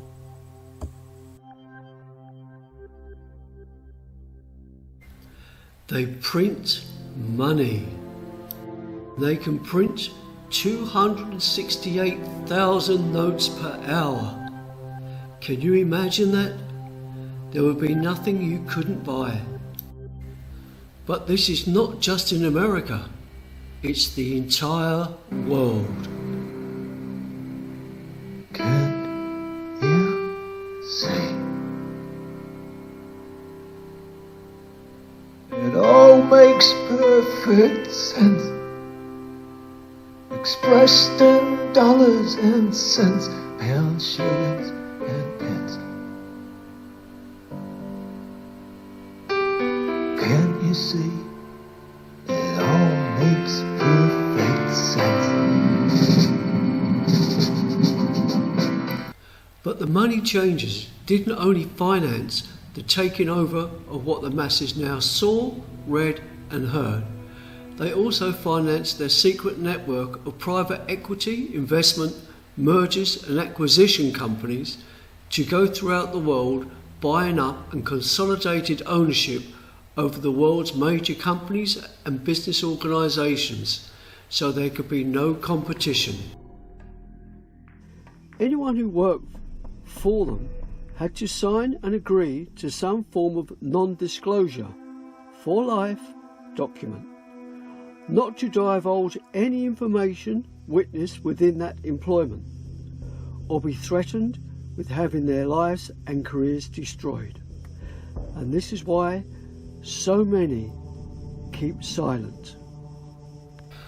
By now, one must be asking, what has all this got to do with World War II? Well, everything. Because when one single group, who all claim to be Jews, who can be factually found in the total control of virtually everything we take for granted, then one must question, why has it become virtually a criminal offence for anyone to openly and publicly talk about them, without being immediately screamed at for being an anti-Semitic, Jew-hating Nazi racist? The main principles of this totally Jewish planned New World Order is to take total control over the world's governments, countries, media, finance and industries, which over the centuries they have now stealthily and deceivingly achieved. And although they factually control the world's religions, their planned World War III, which we are now seeing, started by their puppet Putin, is not only to have the need again to kill and destroy once again a country's infrastructure, it is also the plan to destroy all world religions and bring about one world religion under Satan. And when it is said all religions, it means all, including Torah worshipping Jews, because the Rothschilds at hell do not follow the Torah.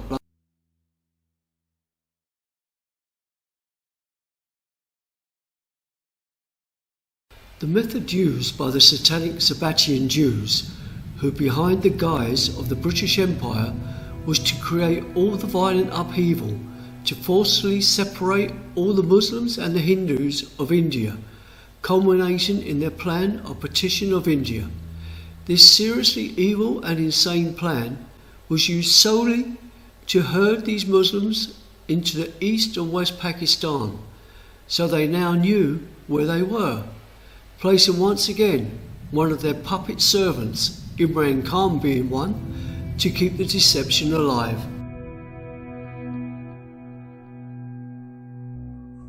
And through the absolute hidden control of Germany's wartime propaganda machine, the money changers used the same tactic planned for India, which was to propagate through their already control of the worldwide media constant orchestrated film footage and press reports spreading fear, distrust and separation between the Europeans and Jews.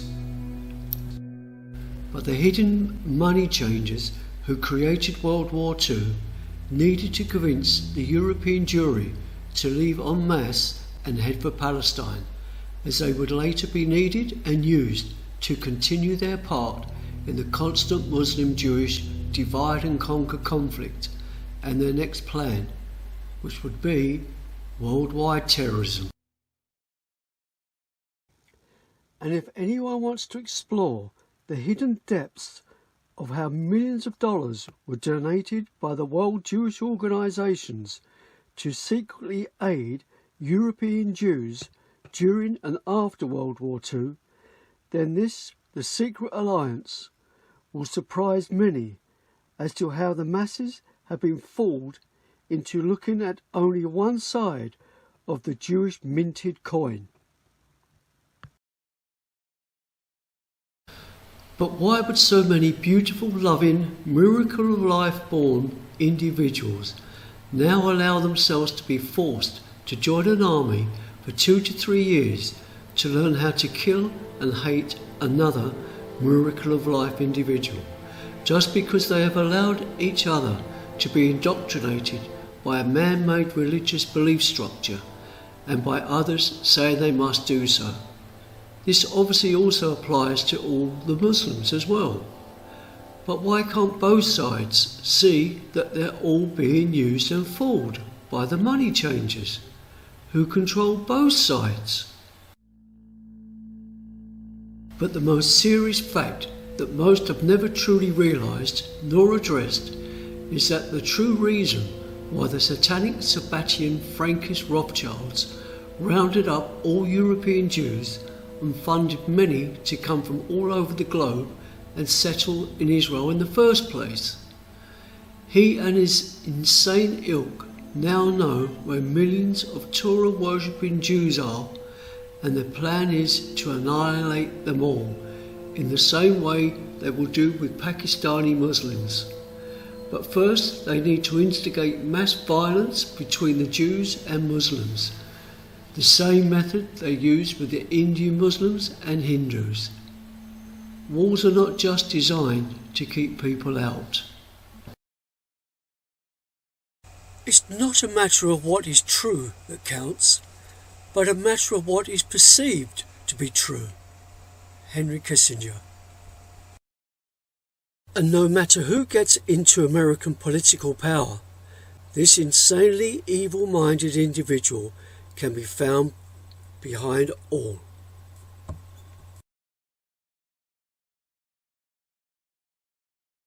Like termites, the revisionists are slowly eating away at the sacred timbers of the Holocaust industry. It can't stand much longer. To learn who rules over you, simply find out who you are not allowed to criticise. Voltaire. When an individual is taken to court for an accused crime, present in the court would be a judge, jury, and prosecution and defence lawyers to present their cases. Once the evidence has been presented, then it is then up to the jury to decide if the accused is guilty or not. And as open-minded individuals, is it not natural to critically and openly investigate any historical event as a matter of course? So we must collectively ask, why has it become a criminal offence in 19 countries to openly debate this Holocaust story, without one being threatened with having their lives and careers destroyed and even imprisoned, if one does? All these good, honest individuals, and far too many others, not only have had their lives and careers destroyed solely for using their intelligence and having the courage and conviction to openly question the facts surrounding this one-sided Holocaust story, but they were sent to prison, some for 10 years, and their only crime was questioning.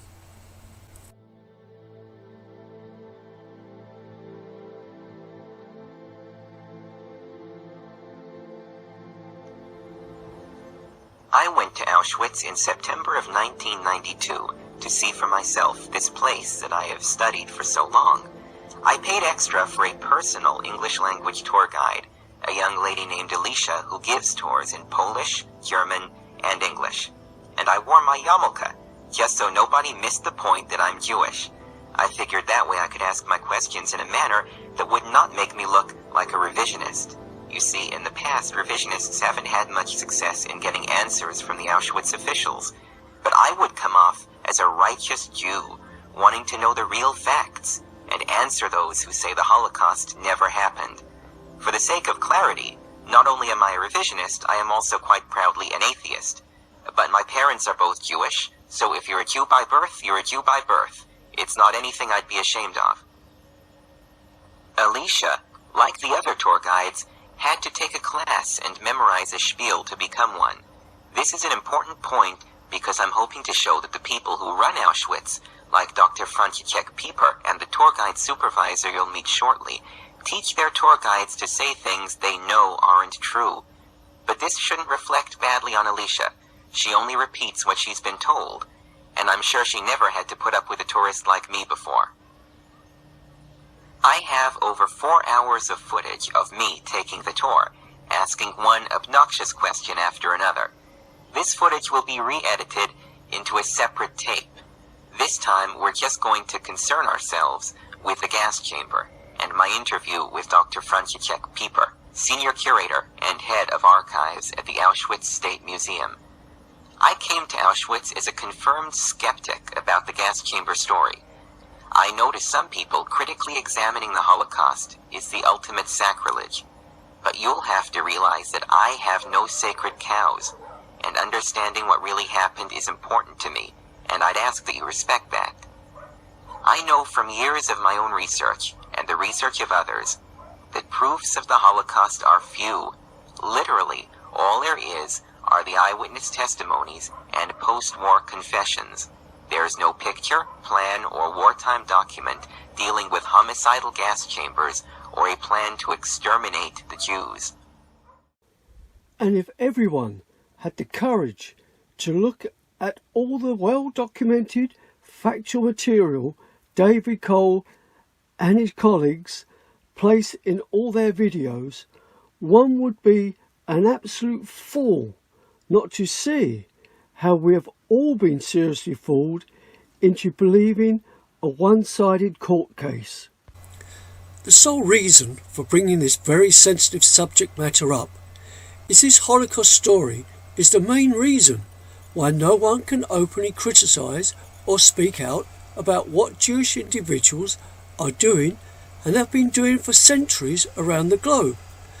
But does this not sound like the same control over the freedom of speech used in communist countries? And is this not overwhelming proof these financially powerful groups now have over what we unquestionably take for granted as what is said to be truth and facts? Because is it not through the absolute control of Hollywood, mass media, governments and our educational institutions that for decades we have allowed ourselves all to be convinced without any form of open public debate that the 6 million gassings even occurred? When we are young, we are told that it is wrong to lie to anyone. However, the small group of ancient sages who wrote the rules of this Talmud actually made it a law to lie to any non-Jew, a goyim, because they are naught but cattle and slaves for the Jew. Seriously, how can anyone allow themselves to lie to anyone just because an ancient man-made text says so? This plaque outside Auschwitz first read, 4 million Jews died here, but due to unpublicised pressure from the Holocaust revisionists, it was changed to 1.5 million. So how can they continue to say 6 million were gassed? And when especially the German people can have the courage to wake up and look at all the factual evidence these Holocaust revisionists have gathered, then they would be a fool not to realise these brave individuals have dedicated their lives to set the Germans free from the emotional blackmail forced upon all Germans, which continues every day. How many would even know what 6 million people even look like? This is an average-sized football stadium which holds just over 80,000 people. But just how many are employed, normally just for one day, to support, supply and service these 80,000 individuals? Then imagine the logistics that every single one has to be guided into a room, killed, with the main door that opens inwards, with the bodies probably laying on the other side, then the bodies removed, then cremated, and this is just 80,000 people. Can you imagine just how long this would take? Far too many will say they cannot be controlled. So what and who convinced an entire country to follow and obey one man and his ideology?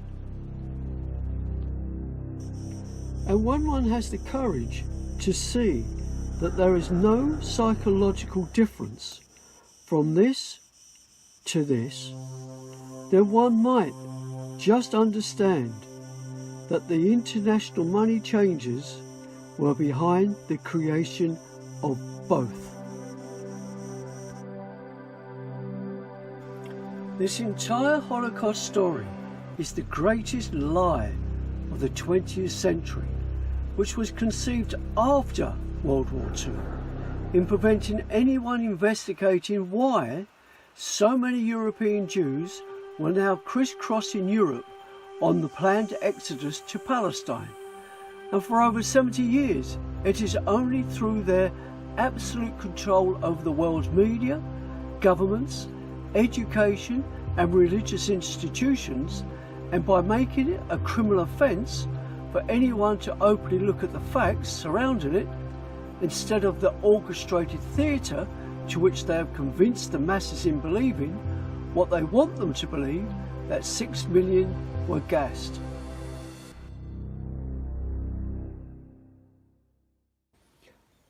Many would have heard of IG Farben because it created the deadly Cyclone B, also known as Prussian blue gas, which allegedly killed 6 million Jews.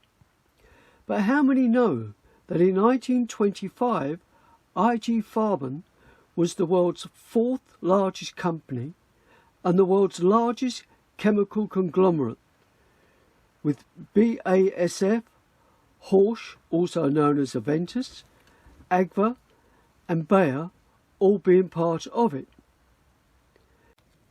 Their building, when completed in 1930, was the largest office building in Europe, and although Frankfurt was heavily bombed in World War II, this building received hardly a scratch, which was due to the fact that the Jewish Eisenhower issued orders to preserve the building during the mass bombing of Frankfurt, as he intended using it, as did the CIA, after the war, to which they both did. Was this just a lucky prediction of the outcome of World War II?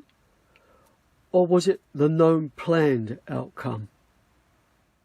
It was common knowledge at the time that IG Farben had been reviled on the far right and accused of being an international capitalist Jewish company. After World War II, it was suggested the building be turned into the Central Bank of Germany, but in 1995 the US Army transferred the building to the German government and was later purchased by the state of Hesse, who used to hire their armies out to anyone who needed them, but the building was eventually turned into the Frankfurt University as it is today. But it was irrelevant what it became, as it was the hidden Rothschilds who owned the land it was built on in the first place.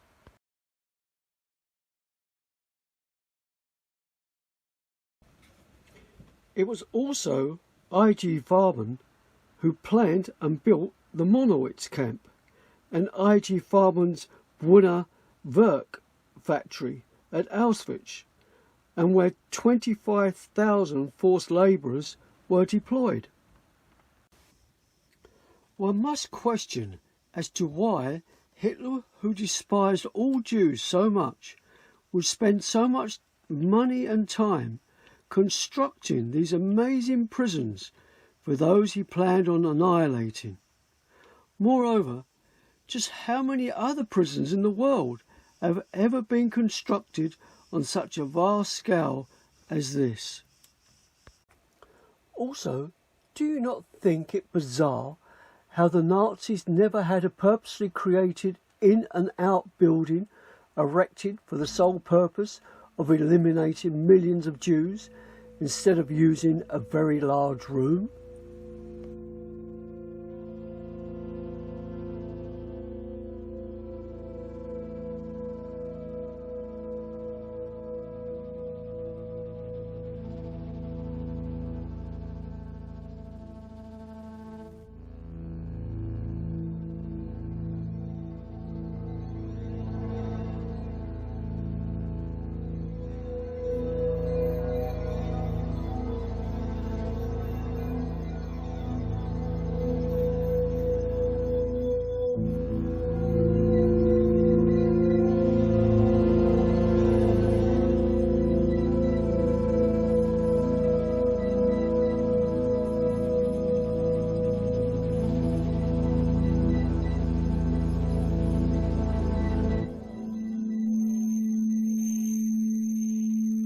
The main reason why we have all been emotionally blackmailed into not openly questioning the 6 million gas Jew story is because those who invented it know it's a lie. In a court of law in 1959, the Anne Frank story was proved not to be the works of a teenager, but was in fact a story her father stole from another Jewish writer, Amos de Levin. But for another 60 years the lie continues to be truth. And the truth gets buried once again, with anyone who questions it being immediately labelled an anti-Semitic Jew hater. Intelligence is to openly question, so why don't we?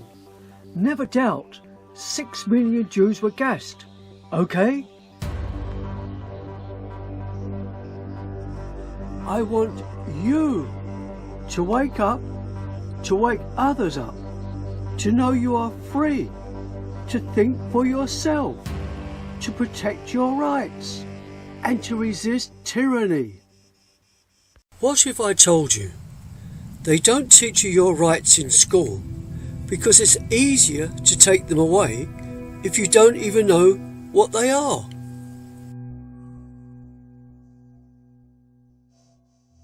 There are millions waking up all over the globe to realise and understand how we have all been systematically lied to, deceived and seriously fooled. But just like anyone who spoke out about 911, AIDS, COVID-19, etc., their voices were never allowed to be heard, but instead they were all publicly ridiculed.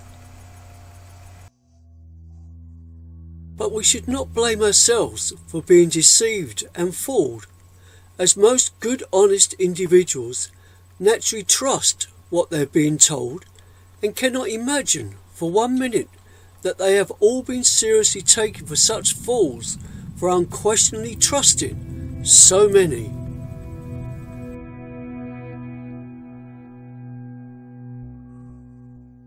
Today, the world is full of incredibly advanced technology, so why can't an accurate lie detector be produced? As it would change the entire world's problems instantly, because if the money changes and they're sworn on their lives to secrecy, Freemason puppet servants be the first to be tested, the entire world would begin to understand and know what true freedom is. Because it is only from trusting others who speak nothing but lies and who print and control our money that the world is living an insane lie.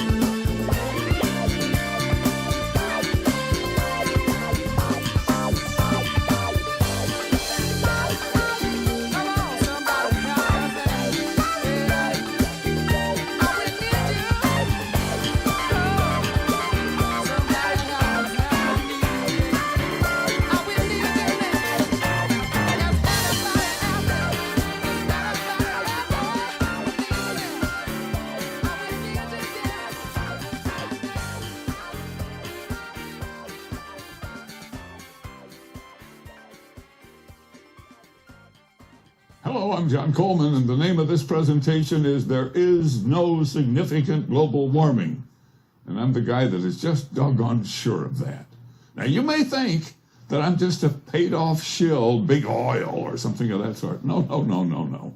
They've never given me a nickel. I'm a television weathercaster with 60 years' experience, a meteorologist, I was the first weatherman on Good Morning America. I'm the man who founded the Weather Channel, and this is my accomplishment. Broadcast Meteorologist of the Year from the American Meteorological Society, of which I was a professional member for many years. I finally quit the AMS when it became very clear to me that the politics had gotten in the way of the science. Search There Is No Significant Global Warming by John Coleman, and understand once again how we've all been seriously fooled. Mouths are full of bitterness and curses, and in their paths nothing but ruin and misery, and the fear of God is not before their eyes. They have taken the hearts and minds of our leaders. They have recruited the rich and the powerful, and they have blinded us to the truth. And our human spirit is corrupted. Why do we worship greed? Because outside the limit of our sight, feeding off us, perched on top of us from birth to death, are our owners. Our owners. They have us. They control us. They are our masters. Wake up. To know what They're all about you. All around you. We know the air is unfit to breathe. Our food is unfit to eat. We sit watching our TVs while some local newscaster tells us that today we had 15 homicides and 63 violent crimes, as if that's the way it's supposed to be. We know things are bad, worse than bad. They're crazy. It's like everything everywhere is going crazy, so we don't go out anymore. We sit in the house, and slowly the world we're living in is getting smaller, and all we say is, please, at least leave us alone in our living rooms. Let me have my toaster and my TV and my steel-belted radios, and I won't say anything. Just leave us alone. Well, I'm not going to leave you alone. I want you to get mad. I don't want you to protest. I don't want you to riot. I don't want you to write to your congressman because I wouldn't know what to tell you to write. I don't know what to do about the depression and the inflation and the Russians and the crime in the street. All I know is that first, you've got to get mad. You've got to say, I'm a human being. God damn it. My life has value. So, I want you to get up now.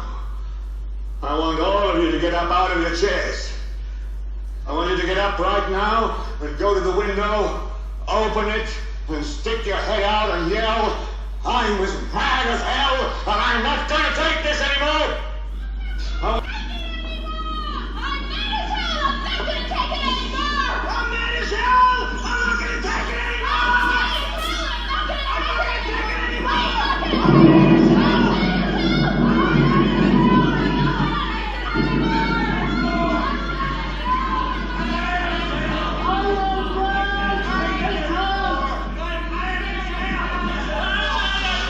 The misery that is now upon us is but the passing of greed, the bitterness of men who fear the way of human progress.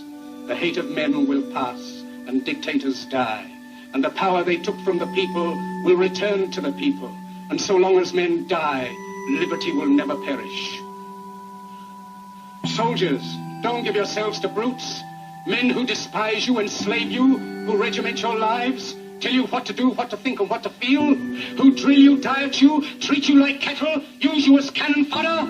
Don't give yourselves to these unnatural men with machine minds and machine hearts. You are not machines, you are not cattle, you are men. You have the love of humanity in your hearts. You don't hate, only the unloved hate, the unloved and the unnatural. Soldiers, don't fight for slavery, fight for liberty. In the 17th chapter of St. Luke it is written, the kingdom of God is within man, not one man nor a group of men, but in all men, in you. You, the people, have the power to create machines, the power to create happiness. You, the people, have the power to make this life free and beautiful, to make this life a wonderful adventure. Then in the name of democracy, let us use that power. Let us all unite. Let us fight for a new world. But this can only happen if the entire world's police and military personnel can also wake up and see how they too have for centuries not only been fooled and used by the hidden parasites, but must now have the courage and conviction to unite and turn all their training and to now help the people of the world overthrow their governments and the absolute control over every industry and institution known to have been stolen by these gutless parasites. We must take absolute control over the world's mass media to broadcast to everyone the power the people have in making this world a better place for all to live in and for future generations.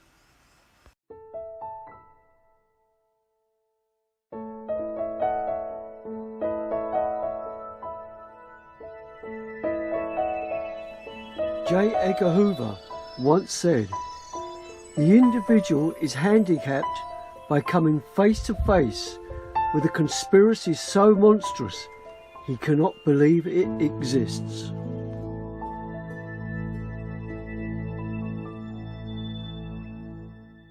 I am singing someday love will reign throughout this world of ours. I am singing a love from the heart. Let's all sing someday sweet love will reign throughout this world of ours. Let's start singing a love from the heart. Let's start singing a love from the heart.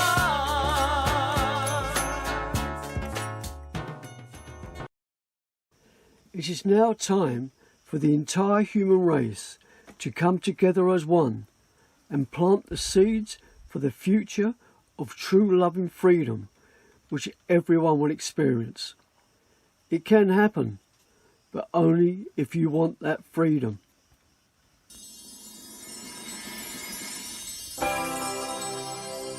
This could be heaven. This could be heaven. This could be heaven. This could be heaven. This could be heaven for everyone. This world could be fair. This world could be fun. This could be heaven for everyone. This world could be free. This world could be one.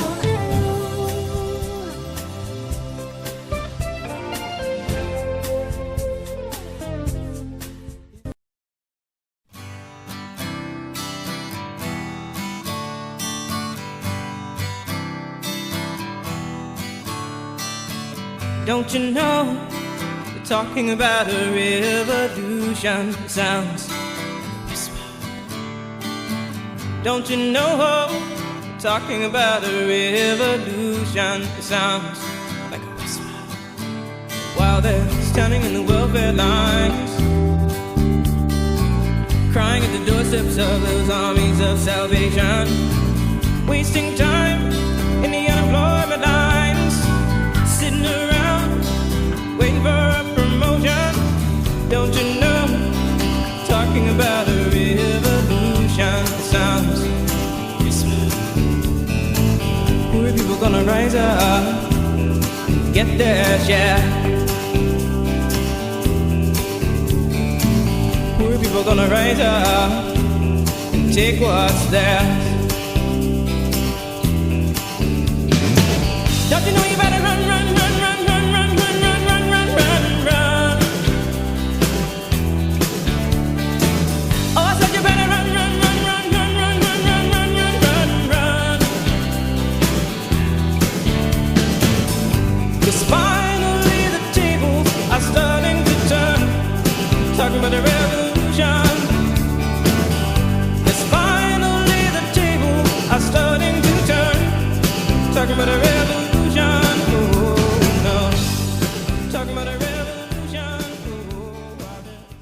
United we stand, divided we will fall.